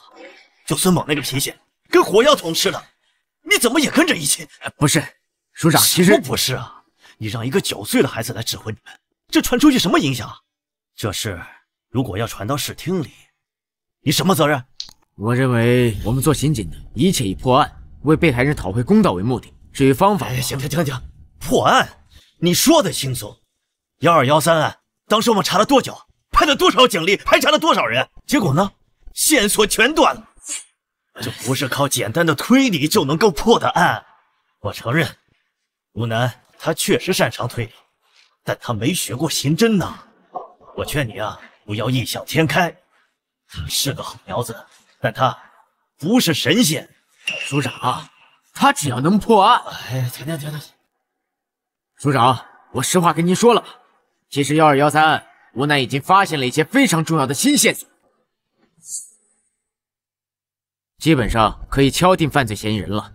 只不过还要做一些补充的侦查，因为推理的因素比较多，实质性的证据还有所缺乏。你有多少把握？吴楠认为有9成，我认为5成。署长，其实我想，关于这个案子，它有一定的特殊。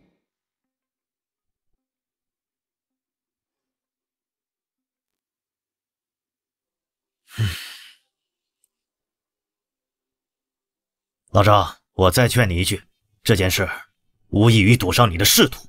如果案子破了，你就是副署长；如果案子没破，这么乱搞，你知道后果，你要考虑清楚啊。署长，我明白，我都考虑清楚了。破案要紧。行，去吧，有问题及时向我汇报。是。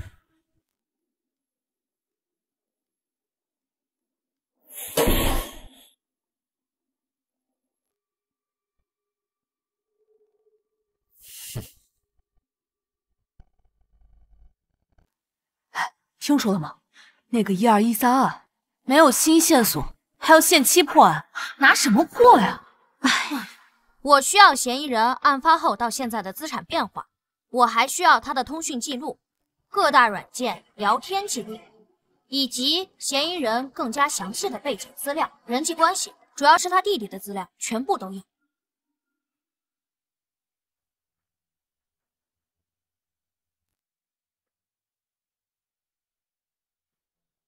可以确定，他伪造了不在场证明。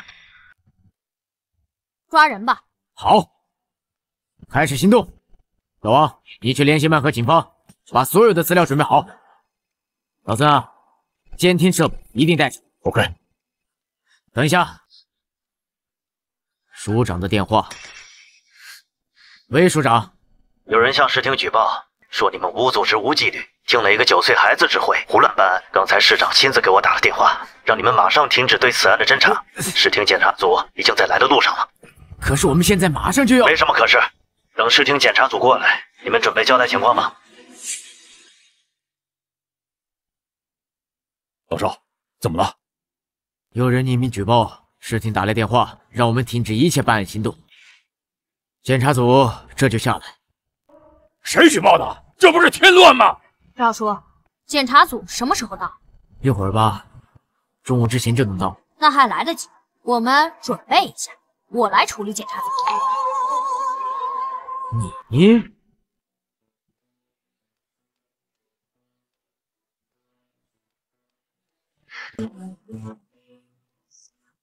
老楚啊，你说说你是怎么搞的呀？啊，咱们市今年工作的重点就在刑侦方面，你到底……何市长，其实这件事，也不是。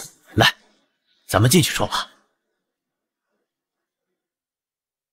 你看看这干什么呢？简直是无组织、无纪律！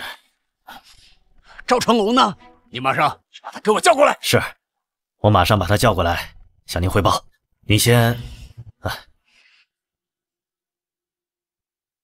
请。起立，起立！市长好。好，大家好啊，都请坐啊。这是怎么回事啊？你们等一下。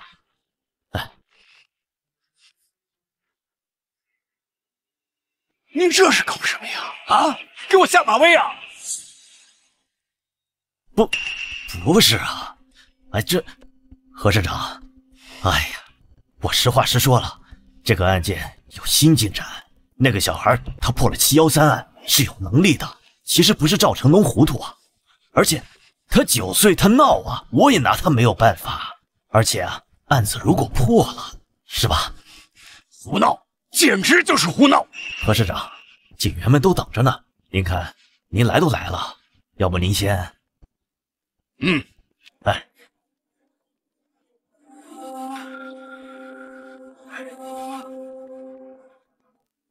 老赵，你出来一下。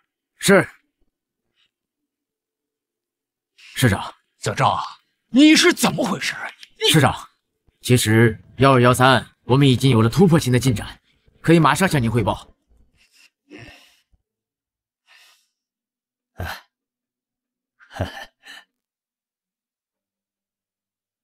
都坐吧。离军力重了。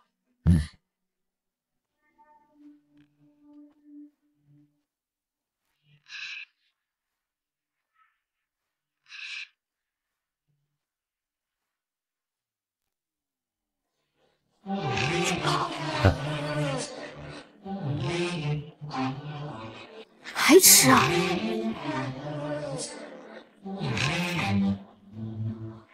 各位叔叔阿姨、哥哥姐姐，还有伯伯，你们好，我叫吴楠。下面就由我来分析针对1213凶杀案的分析推理过程以及结果，开始吧。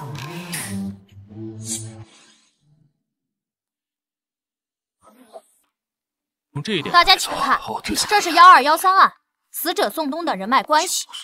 被害人宋东，男，51岁，郊区新力食品厂老板。去年12月13日被人勒死在自己的办公室，后有保安发现其尸体。根据警方的前期调查，已经排除了数十名嫌疑人以及3名重点嫌疑人。因此，我重新分析了宋东的人脉关系、家庭情况。从我们最初的掌握情况来看，宋东的死亡无非是仇杀、情杀，或者是因为钱。熟人作案的可能性高达90%以上，但不排除雇凶杀人的可能性。有道理啊，说的有道理，说的有道理。但对我个人，再结合实际情况，宋东的死必然是熟人作案，并无雇凶杀人的可能。因此，我将侦查重点放在……小朋友，打断你一下啊。您说，1213案件是去年年末的头号重案，我也看过卷宗。据我所知啊，被害人宋东，他是本市知名的企业家，他的社会关系极为复杂。被害之前，他有多重官司在身。那我要问你，你是基于什么样的理由或者是线索，直接将雇凶杀人的可能性给排除了呢？凶手作案的方式很复杂。复杂吗？很复杂。请你详细说说。我之后会说到，请您不要打断我的汇报流程。吴楠，这位是何时的？注意你的态度。坐下。你继续说。宋东因家暴等原因13年前离异，前妻冯冬梅带走了2个女儿。宋东与女儿的关系非常冷淡，直到4年前，前妻冯冬梅去世，宋东与女儿的联络渐多，关系逐渐缓和。在我初次看完卷宗时，我个人认为宋东的死是因为钱的可能性最大。首先要怀疑对象是财务主管傅娇娇，她是宋东的姘头，并在宋东死亡后参与了遗产争夺战。但我很快又排除对傅娇娇的怀疑，因为经过分析，我发现活着的宋东比死亡的宋东对傅娇娇的好处更大。事实也确实如此，傅娇娇还没嫁给宋东，打官司也没拿到任何遗产。因此，我转移了分析重心，将注意力放在了宋东的家庭上。他有2个关系不怎么好的女儿，看图，大女儿宋茜，女27岁，4年前结婚，丈夫苟洪涛。在宋东死亡前，2人定居于曼河市，开设了一家很有规模的连锁快餐店，育有1女，已经1岁。2女儿宋阳，女25岁，2年前结婚，丈夫张科。在宋东死亡前，夫妻2人也是定居于曼河市，都在外企上班，未生育。我记得刑侦上有一句名言，叫做大胆假设，小心求证。宋东的死跟他2个女儿有直接关系。其实我也怀疑其他人，并做了补充侦查，但那些已经不是重点，暂且不说。我就说我为什么怀疑他们。你这个假设不算大胆吧？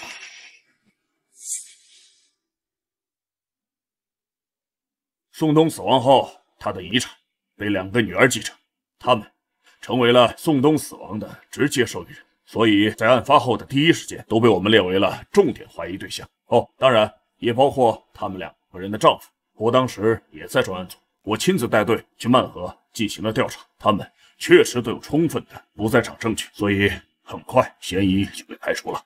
你能别打断我吗？那我继续说。第一，他们与宋东的关系不是很好，当年家暴离婚，可以说是他们的童年阴影。在前妻冯冬梅去世前，宋东几乎见不到女。第二，宋东可能会再婚，再婚的对象就是傅娇娇。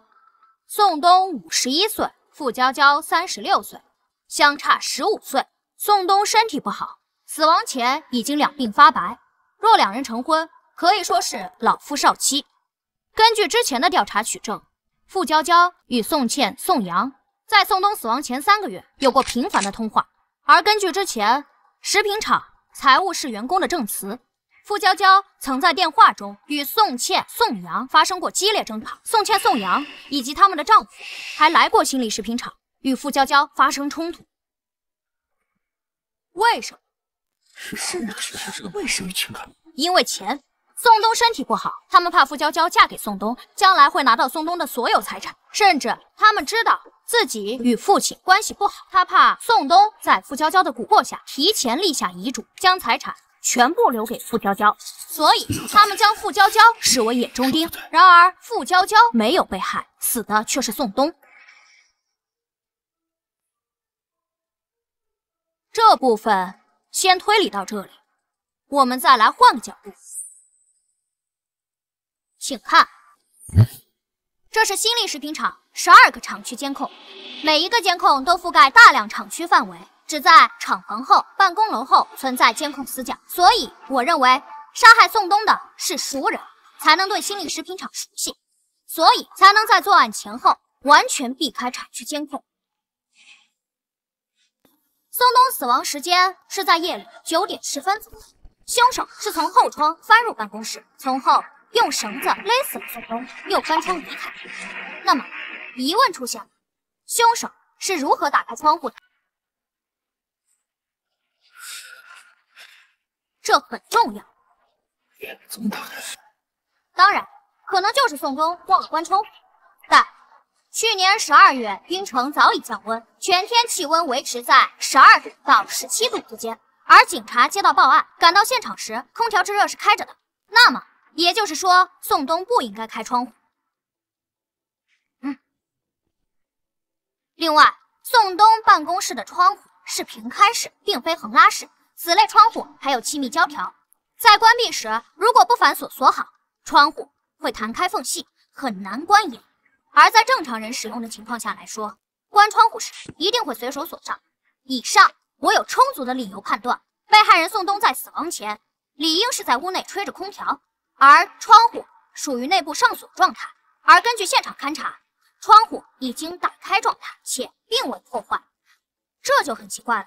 凶手既然是翻窗进，作案后又翻窗离开，那么凶手一开始是如何在外面打开窗户的？是啊，这个问题。是啊，怎么进来的？凶手是怎么进来的？这真的很重要。刚刚这位伯伯问我为什么直接排除雇凶杀人案，凶手作案看似简单，实际上却做了许多准备。凶手需要潜入一个满是24小时的监控工厂，打开那一扇根本不可能打开的窗户，在作案后全身而退。从作案风险、从复杂性来说，这不符合一个被雇佣亡命徒的作案特征。如果真有一个这样被雇佣的傻子，站在便于谋杀的角度，我认为凶手一定会在工厂外蹲守，寻找夜黑风高制造车祸的事情。宋冬经常深夜独自开车回家，新力食品厂属于郊区，回城的路上需要经过一段没有任何监控的郊区土路，那才是最佳的动作。只要有一点小刮蹭，将宋冬骗下车，亦或者蹲守在宋冬小区的门口，等待最佳的时机。这些方法比本案作案的方式简单也安全得多。等等，小朋友，刚才你说的是有些道理，可是你要考虑的是，雇凶杀人，雇佣的如果不是外人，如果是食品厂的员工呢？我考虑过，新力食品厂直至案发时，在职员工共276人，男员工有107人，女员工169人，所有员工皆无案底。你觉得谋杀是一件很简单的事吗？拿一笔钱，普通人就可杀人？可是有些人，我知道，有些员工本就与被害人存在严重的矛盾，而根据现场调查，和离职员工在内，一共有7人跟宋冬存在严重矛盾。他们的名字分别是霍俊生、冯娟、苏广义、王二虎、魏坤、韩浩、李汉。而在案发前，霍俊生和冯娟夫妇早已出外城打工，被排除嫌疑。王二虎因工伤赔偿纠纷已经闹了小半年，但他右手残疾，不作案。苏广义、魏坤、韩浩皆有不在场证据，李泰拿不出不在场证据，也曾被列为重点嫌疑。最后，根据一段城区交通监控，确认李泰当夜行踪，也被排除嫌疑。还有问题吗？没问题，那我们继续。还是刚刚那个问题，凶手是如何在外面打开窗户的？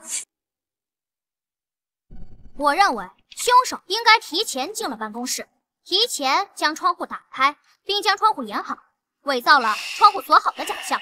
宋东没发现这一点，之后凶手才能顺利进去。因此，我查看了宋东死亡前几天工厂的全部监控。原来问题是在这儿啊！这样听起来也挺合理的。工厂一共有12个厂区监控，6个厂房监控，4个办公楼监控。这是案发前2天，去年12月11日中午11点24分，办公楼东走廊的监控画面。这个人进入了宋东的办公室，不知做了什么，又从办公室离开。而这一天，根据监控显示，宋东上午根本就没在办公室，他是在下午3点多才到。所以，这个人是趁宋东不在的时候，独自进入了宋东的办公室。他在干什么？我也不清楚。拿资料、整理文件、打扫卫生，不，都不是。以上那些情况我都已经筛掉了。在宋东不在的情况下，进入其办公室，往往都是需要一个极为正当的理由。而这个人，我不觉得他有什么正当的理由，他就不是新力食品厂的员工。视频截图可能看不清楚，但经过特征对比，几乎可以确定，这个人就是宋东的大女婿苟洪涛。还真是啊！案发前2日中午，趁宋东不在的时候，苟洪涛进入其办公室，停留7分钟才离开。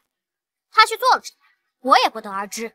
但我认为，他把办公室的后窗打开，利用东西将窗户掩好，为谋害宋东做了准备。这确实是一种非常大胆的设想。很异想天开，对吧？我为什么要这么说？但是，小朋友，不好意思啊，我再打断你一下。您说，你的关于窗户的推理呀，有道理，不过呀，也只是推测而已，并没有任何的实证啊！尤其是对苟洪涛曾经进入办公室的这段分析啊，我觉得完全是主观臆断。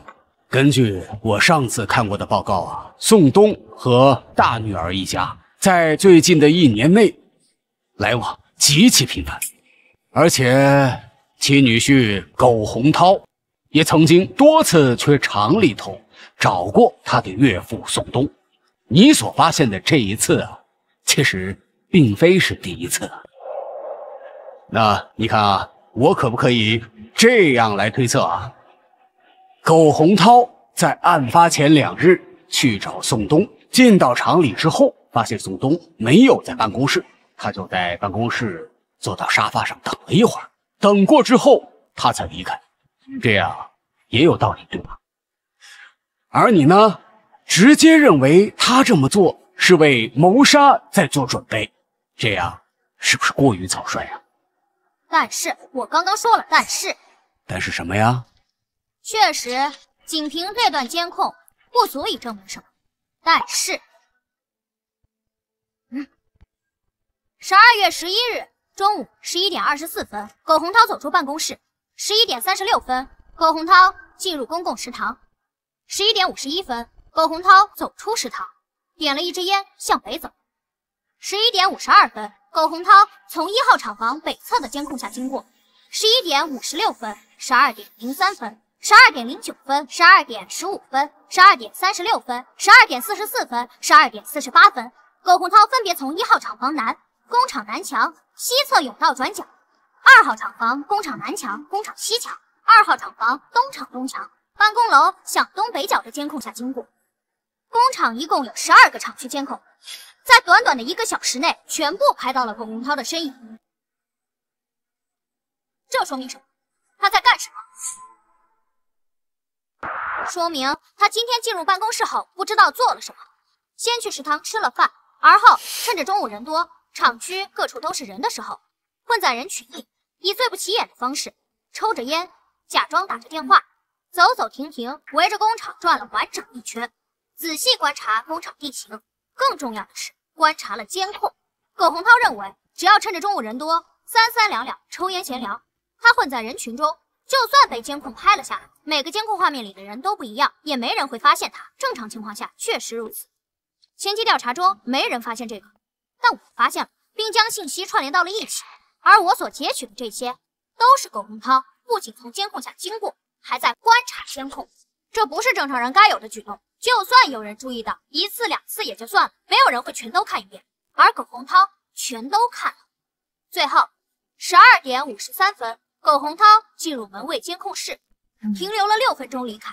他更加直接的去了监控室，只是装出一副路过进去闲聊的样子。我认为他是进去观察了监控的真实拍摄范围，所以他心里在想什么，他的计划是什么。推到这一步，我几乎可以确定，苟洪涛与宋冬的死脱不了关系，因为他是唯一一个宋冬死亡前几日内唯一一个观察过工厂地形以及监控拍摄区域的人，唯一一个。实际上，早在我来警署的第1天，我最先看的就是监控，而当天苟洪涛就是我心里的头号嫌疑人。之后几天的补充侦查，少数是为了排除偶然性，绝大多数都是为了针对他。而我能不能打断一下？我刚刚又重新看了案发后最初的调查资料，以及苟洪涛的口供。他的笔录中写得很清楚，在12月11日，他确实去过工厂。当晚，他又乘坐动车回到了曼河市。案发当天，他从曼河乘飞机飞往京都。被害人宋冬死亡时，苟洪涛正在飞机上。之后，我们也经过调查，确认苟洪涛确实登机了。刚刚你说不可能是雇佣杀人，可是苟洪涛又被定为了重点嫌疑对象，可苟洪涛又有不在场的铁证，他不可能是凶手。关于这一点，你怎么解释？你说的正是之后我想说的。苟洪涛确实有不在场的证据，我之后会说，请你不要急，请你不要再打断我。苟洪涛被我确立为重点嫌疑人之后，补充侦查，我找到了大女儿宋茜以及其丈夫苟洪涛1年的通话记录、身份证使用情况、银行卡信息、财富变动情况。我发现了一件很有意思的事：宋冬死后发生了遗产纠纷，傅娇娇参与遗产争夺战，最后败诉。之后，宋冬的食品厂被估值为4000万，转让到了宋冬2女儿的名下。而大女儿宋茜得到了宋冬在各地的5套房产、3辆车，全部现金以及一些其他财产。宋冬有2套房产，皆在首府京都，售价极为昂贵，5套房产总价近3000万，可以说是宋冬的2个女儿平分了宋冬的全部遗产。而在今年4月初、4月末、5月初、6月中，宋茜分别向同一账户打款500万、600万、500万、200万，合计打款1800万。而这转账账户持有人名为苟洪波。苟洪波，苟洪涛，这个名字从未出现在原本的调查档案中，但他是谁，大家应该很好判断。苟洪波，苟洪涛，他就是苟洪涛小1岁的亲弟弟。而这个名字之所以没有出现在原本的调查档案里，一来，苟洪波与死者宋冬没有直接关系，2人没有任何私交，私下里没有往来，直接查本就查不到；二来，是有人认为苟洪涛的不在场证明是铁证，因此早早断了这条线的追查，自然不会查到其家庭更多情况。铁证很奇怪。宋茜为什么要在警方停止调查后，也就是今年的4月，频繁向自己丈夫的弟弟打款，前后足足打了1800万之多？为什么？若是因为有钱，夫妻感情好，宋茜得到的遗产，苟洪涛也能做主。苟洪涛照顾弟弟，给了弟弟钱，但谁会给这么多次？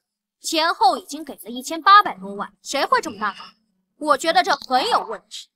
的确是。当然，这只是我的主观推断，并不说明什么。金钱来往会有很多种，在这里我们暂且不说。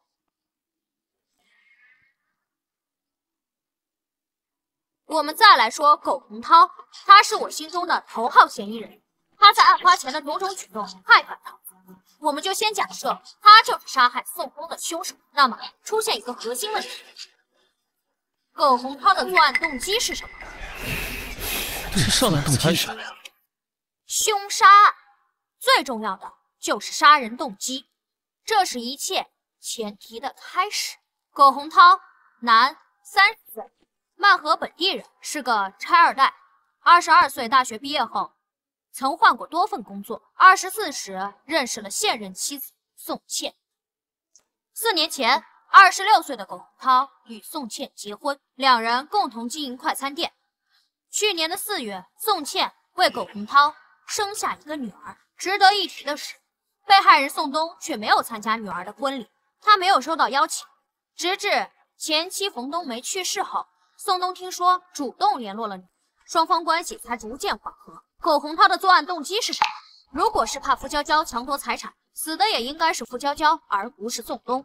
而且之前也提到了，宋东身体不好，何必铤而走险，谋杀一个活不了几年的人，就是为了等几年本就能拿到的财产，这是很不合算的。所以苟洪涛的作案动机是什么？这一点明明在早期调查中就应该发现，可是因为某人认为苟洪涛的不在场证明是铁证，所以直接收队，不再追查这一条线，以至于错过。不过所幸，我们在补充侦查时有所发现。汉堡店真是汉堡，跟这有什么关系？你怎么看这个结论？证据链的确很齐全，可是这太牵强。在我来到警署的第2天，孙叔便带人去了曼河进行秘密走访调查，直到昨天下午才回来。他为我找到了答案。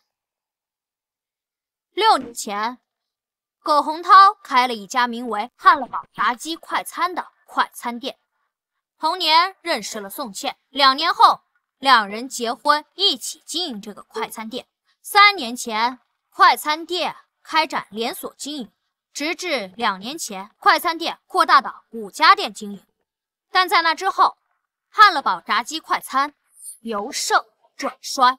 去年1月到去年12月，苟洪涛的汉乐堡炸鸡先后关闭2家门店，4月又关闭1家，直至案发前，汉乐堡炸鸡快餐只剩下2家还在营业，一家由苟洪涛、宋茜夫妻经营，一家由苟洪涛的弟弟苟洪波代理经营，但全都在赔钱。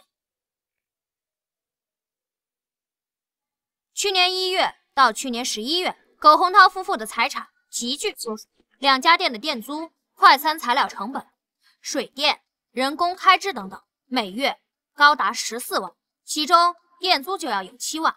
苟洪涛与宋茜入不敷出，而两人的负债高峰是在去年的6月，高达57万。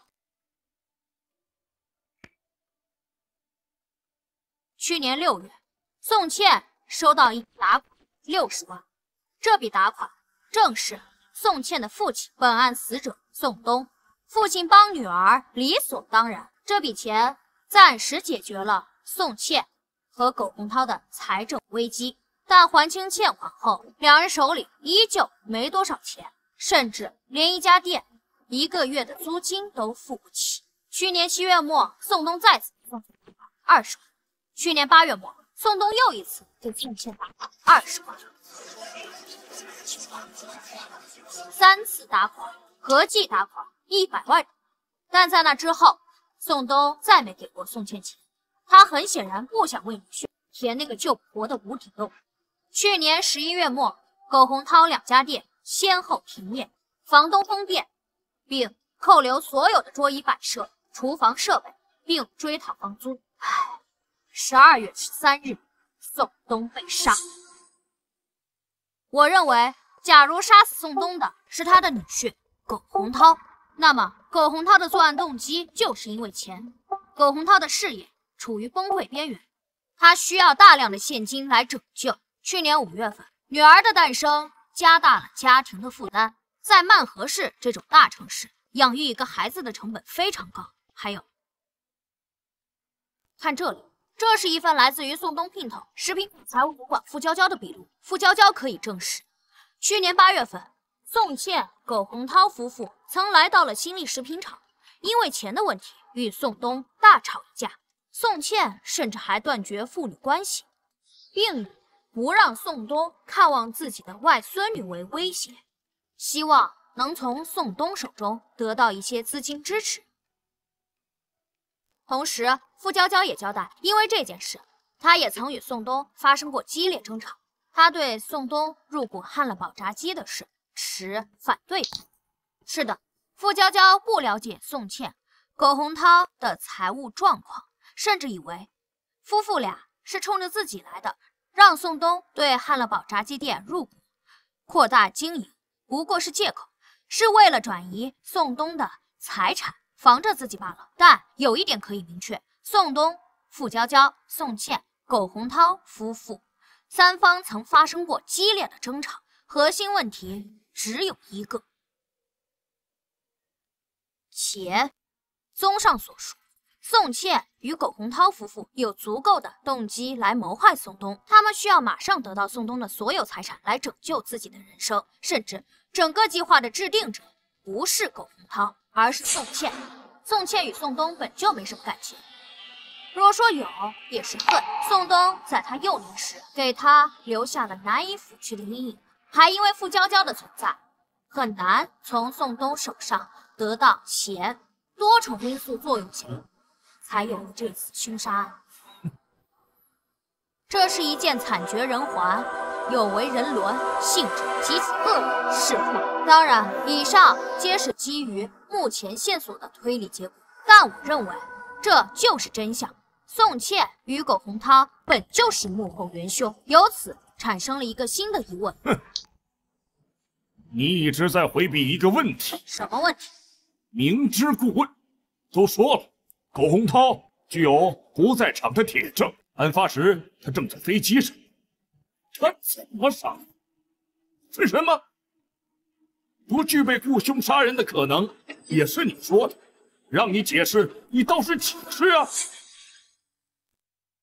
哎，我说老钱，你什么意思啊？你能不能让小南把话说完？你老打断他，你要干什么？你什么意思？谁家案件进展汇报不让提问了啊？有问题不让提了？哼！何况这小子刚才的推理出现了这么大的漏洞。他前面说的热点，亲人有不在场的证明，他不解释，这一点过不了，一切推理都不成立。老赵，我说你也是老刑警，就这还护着他？他9岁，你也9岁吗？他说了不解释了，不是说让你等等吗？你着什么急呀？哦，就是因为宋茜夫妇的案子是你说不要进去查了，现在查出问题来了，你不服气是？行，这里没有人怪你，不是你业务能力不强，只是怪犯罪嫌疑人太狡猾，行了吧？啊，你有种你再说。老赵，虎哥，开会呢，你们俩吵什么呢？都给我坐下。唉，办案压力太大，他们也是为了破案。唉，小朋友，你继续吧。刚才我提出了一个疑问：宋茜与苟洪涛就是凶手，可两人都有充足的不在场证据，那么是谁动手杀了宋东？是谁呢？你们不用猜了，由于某人心急，我也就不卖关子了。我所确认的凶手，或者说直接作案人，就是苟洪涛，没有其他人。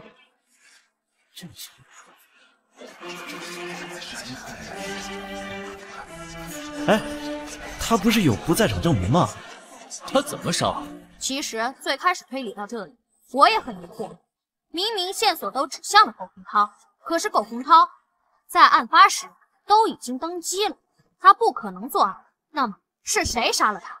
如此反常的问题，会是我推断错了？不，我没错。你认识这个人吗？苟洪涛。错，他是苟洪波。这是苟洪波在户籍系统内的登记照片。其实我最先看到的不是这一张，而是我来警署的第1天，在网络上寻找一些可以用到的线索时发现的这张照片。这张照片来自于宋茜的社交网络，这是她与苟洪涛结婚当天的照片。注意，右侧3个伴郎中，中间那个，我们可以将人剪裁出来做进一步对比。像吧，苟洪涛、苟洪波并非孪生，苟洪涛要大1岁，可这对亲兄弟的容貌极其相似。我当时就有怀疑，案发当天登上飞机的真的是苟洪涛吗？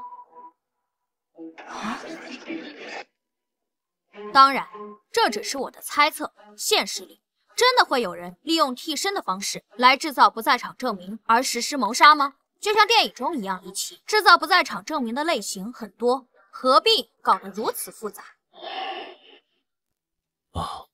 但是当所有人的线索和疑点都指向苟洪涛时，哪怕情况再离奇，都有可能是真相。而且我很快就想通了，苟洪涛为什么如此安排？那1800万很有可能是苟洪波想借谋杀之事对苟洪涛夫妇进行了敲诈。弟弟什么德行，这种潜在风险，苟洪涛不可能没想到，但他依旧如此安排，为什么？因为苟洪涛要故意制造不在场的铁证。不在场证明的类型有很多种，但实际上绝大多数案件中的绝大多数嫌疑人，他们的不在场证明都是同一种类型，也就是人证。包括本案，案发是9点10分，已经排除了数10名嫌疑人，他们所提供的不在场证明多是同一种，也就是人证。配偶作证、男女朋友作证、朋友作证、舍友作证等等。对苟洪涛来讲，他大可以让宋茜给他作证，夫妻俩当时在一起做什么，最简单、直接有效，不会有第3人知道谋杀计划，更安全。还真是，只有夫妻之间是这样。苟洪涛为什么不这样做呢？因为人是会说谎的。尤其是夫妻关系，做不在场证明，在刑侦调查中效率偏弱。而结合本案案情，宋东死后，宋茜、苟洪涛夫妇是受益人之一，拿到了宋东的所有财产。如果只是这种不在场证明，警方绝对不会停止对2人的调查。而只要更深入对夫妻2人调查，就会发现2人糟糕的财产状况，急需一笔钱来拯救。而在那时，宋茜与苟洪涛2人刚好就拿到了财产。我认为苟洪涛一定是想到了这些，而很多问题是难以掩盖的，所以他计划制造不在场证明的铁证，目的就是让警方早早停止对他们夫妻2人的调查。事实确实如苟洪涛预估的那样发生了。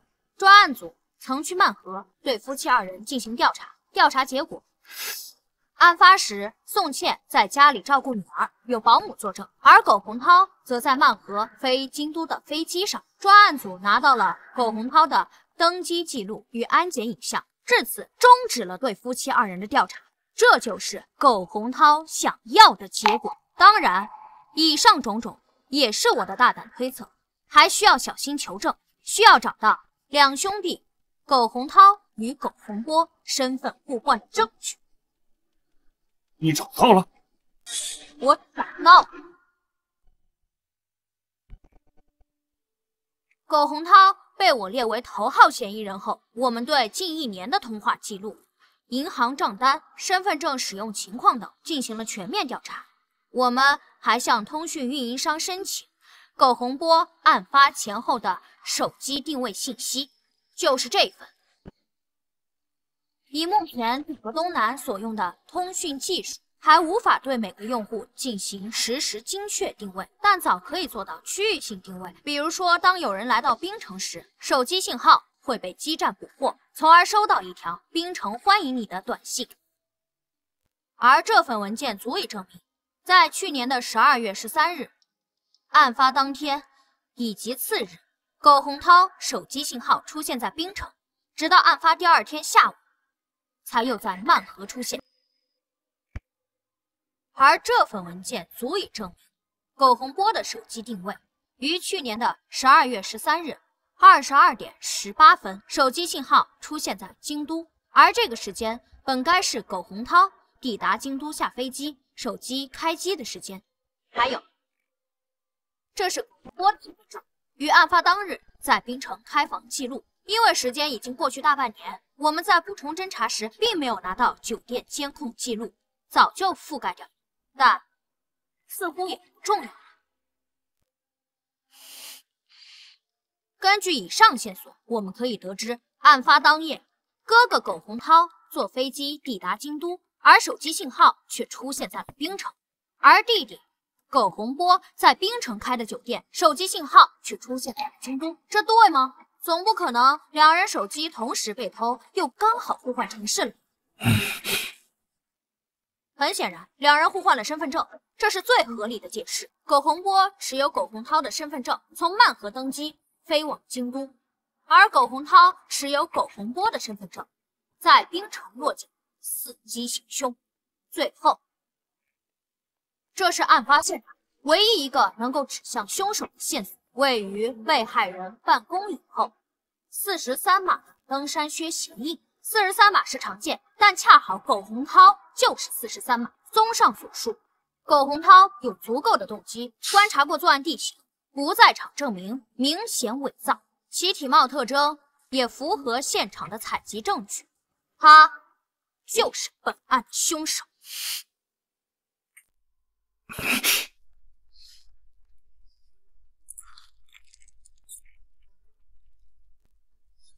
抓住！小小天才，小小神头，厉害呀！好啊！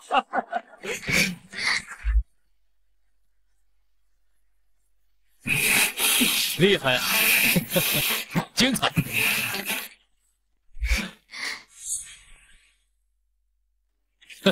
说得好啊！哦，对了。苟洪涛毕业于名牌大学，性格坚毅，事业心强，敢想敢干。而本案直接证据不多，审讯他的难度恐怕会很高。我建议将审讯重点放在不学无术的苟洪波身上。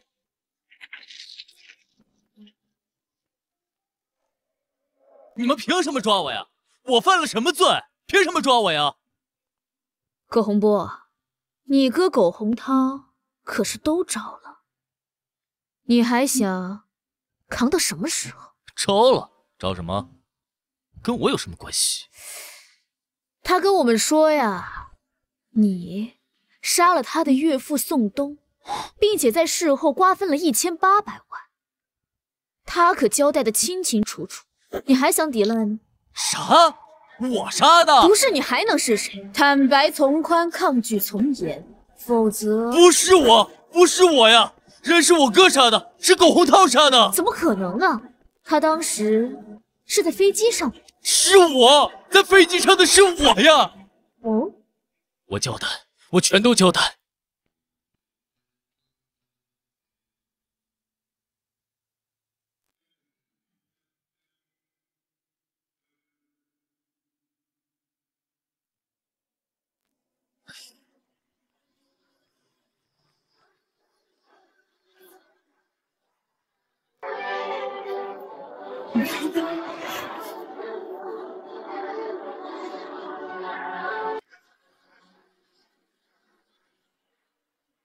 因为大家的照顾，哎，怎么没看见老钱呢？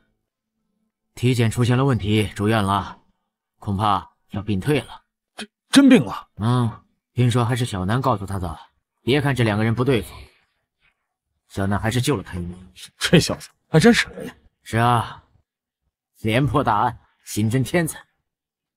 这小子长大以后一定会是一名优秀的警察，不对，应该说是神探。怎么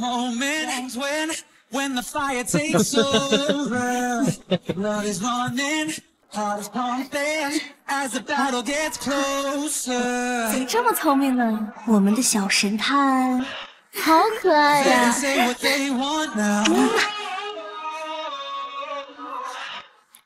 刚好终于可以。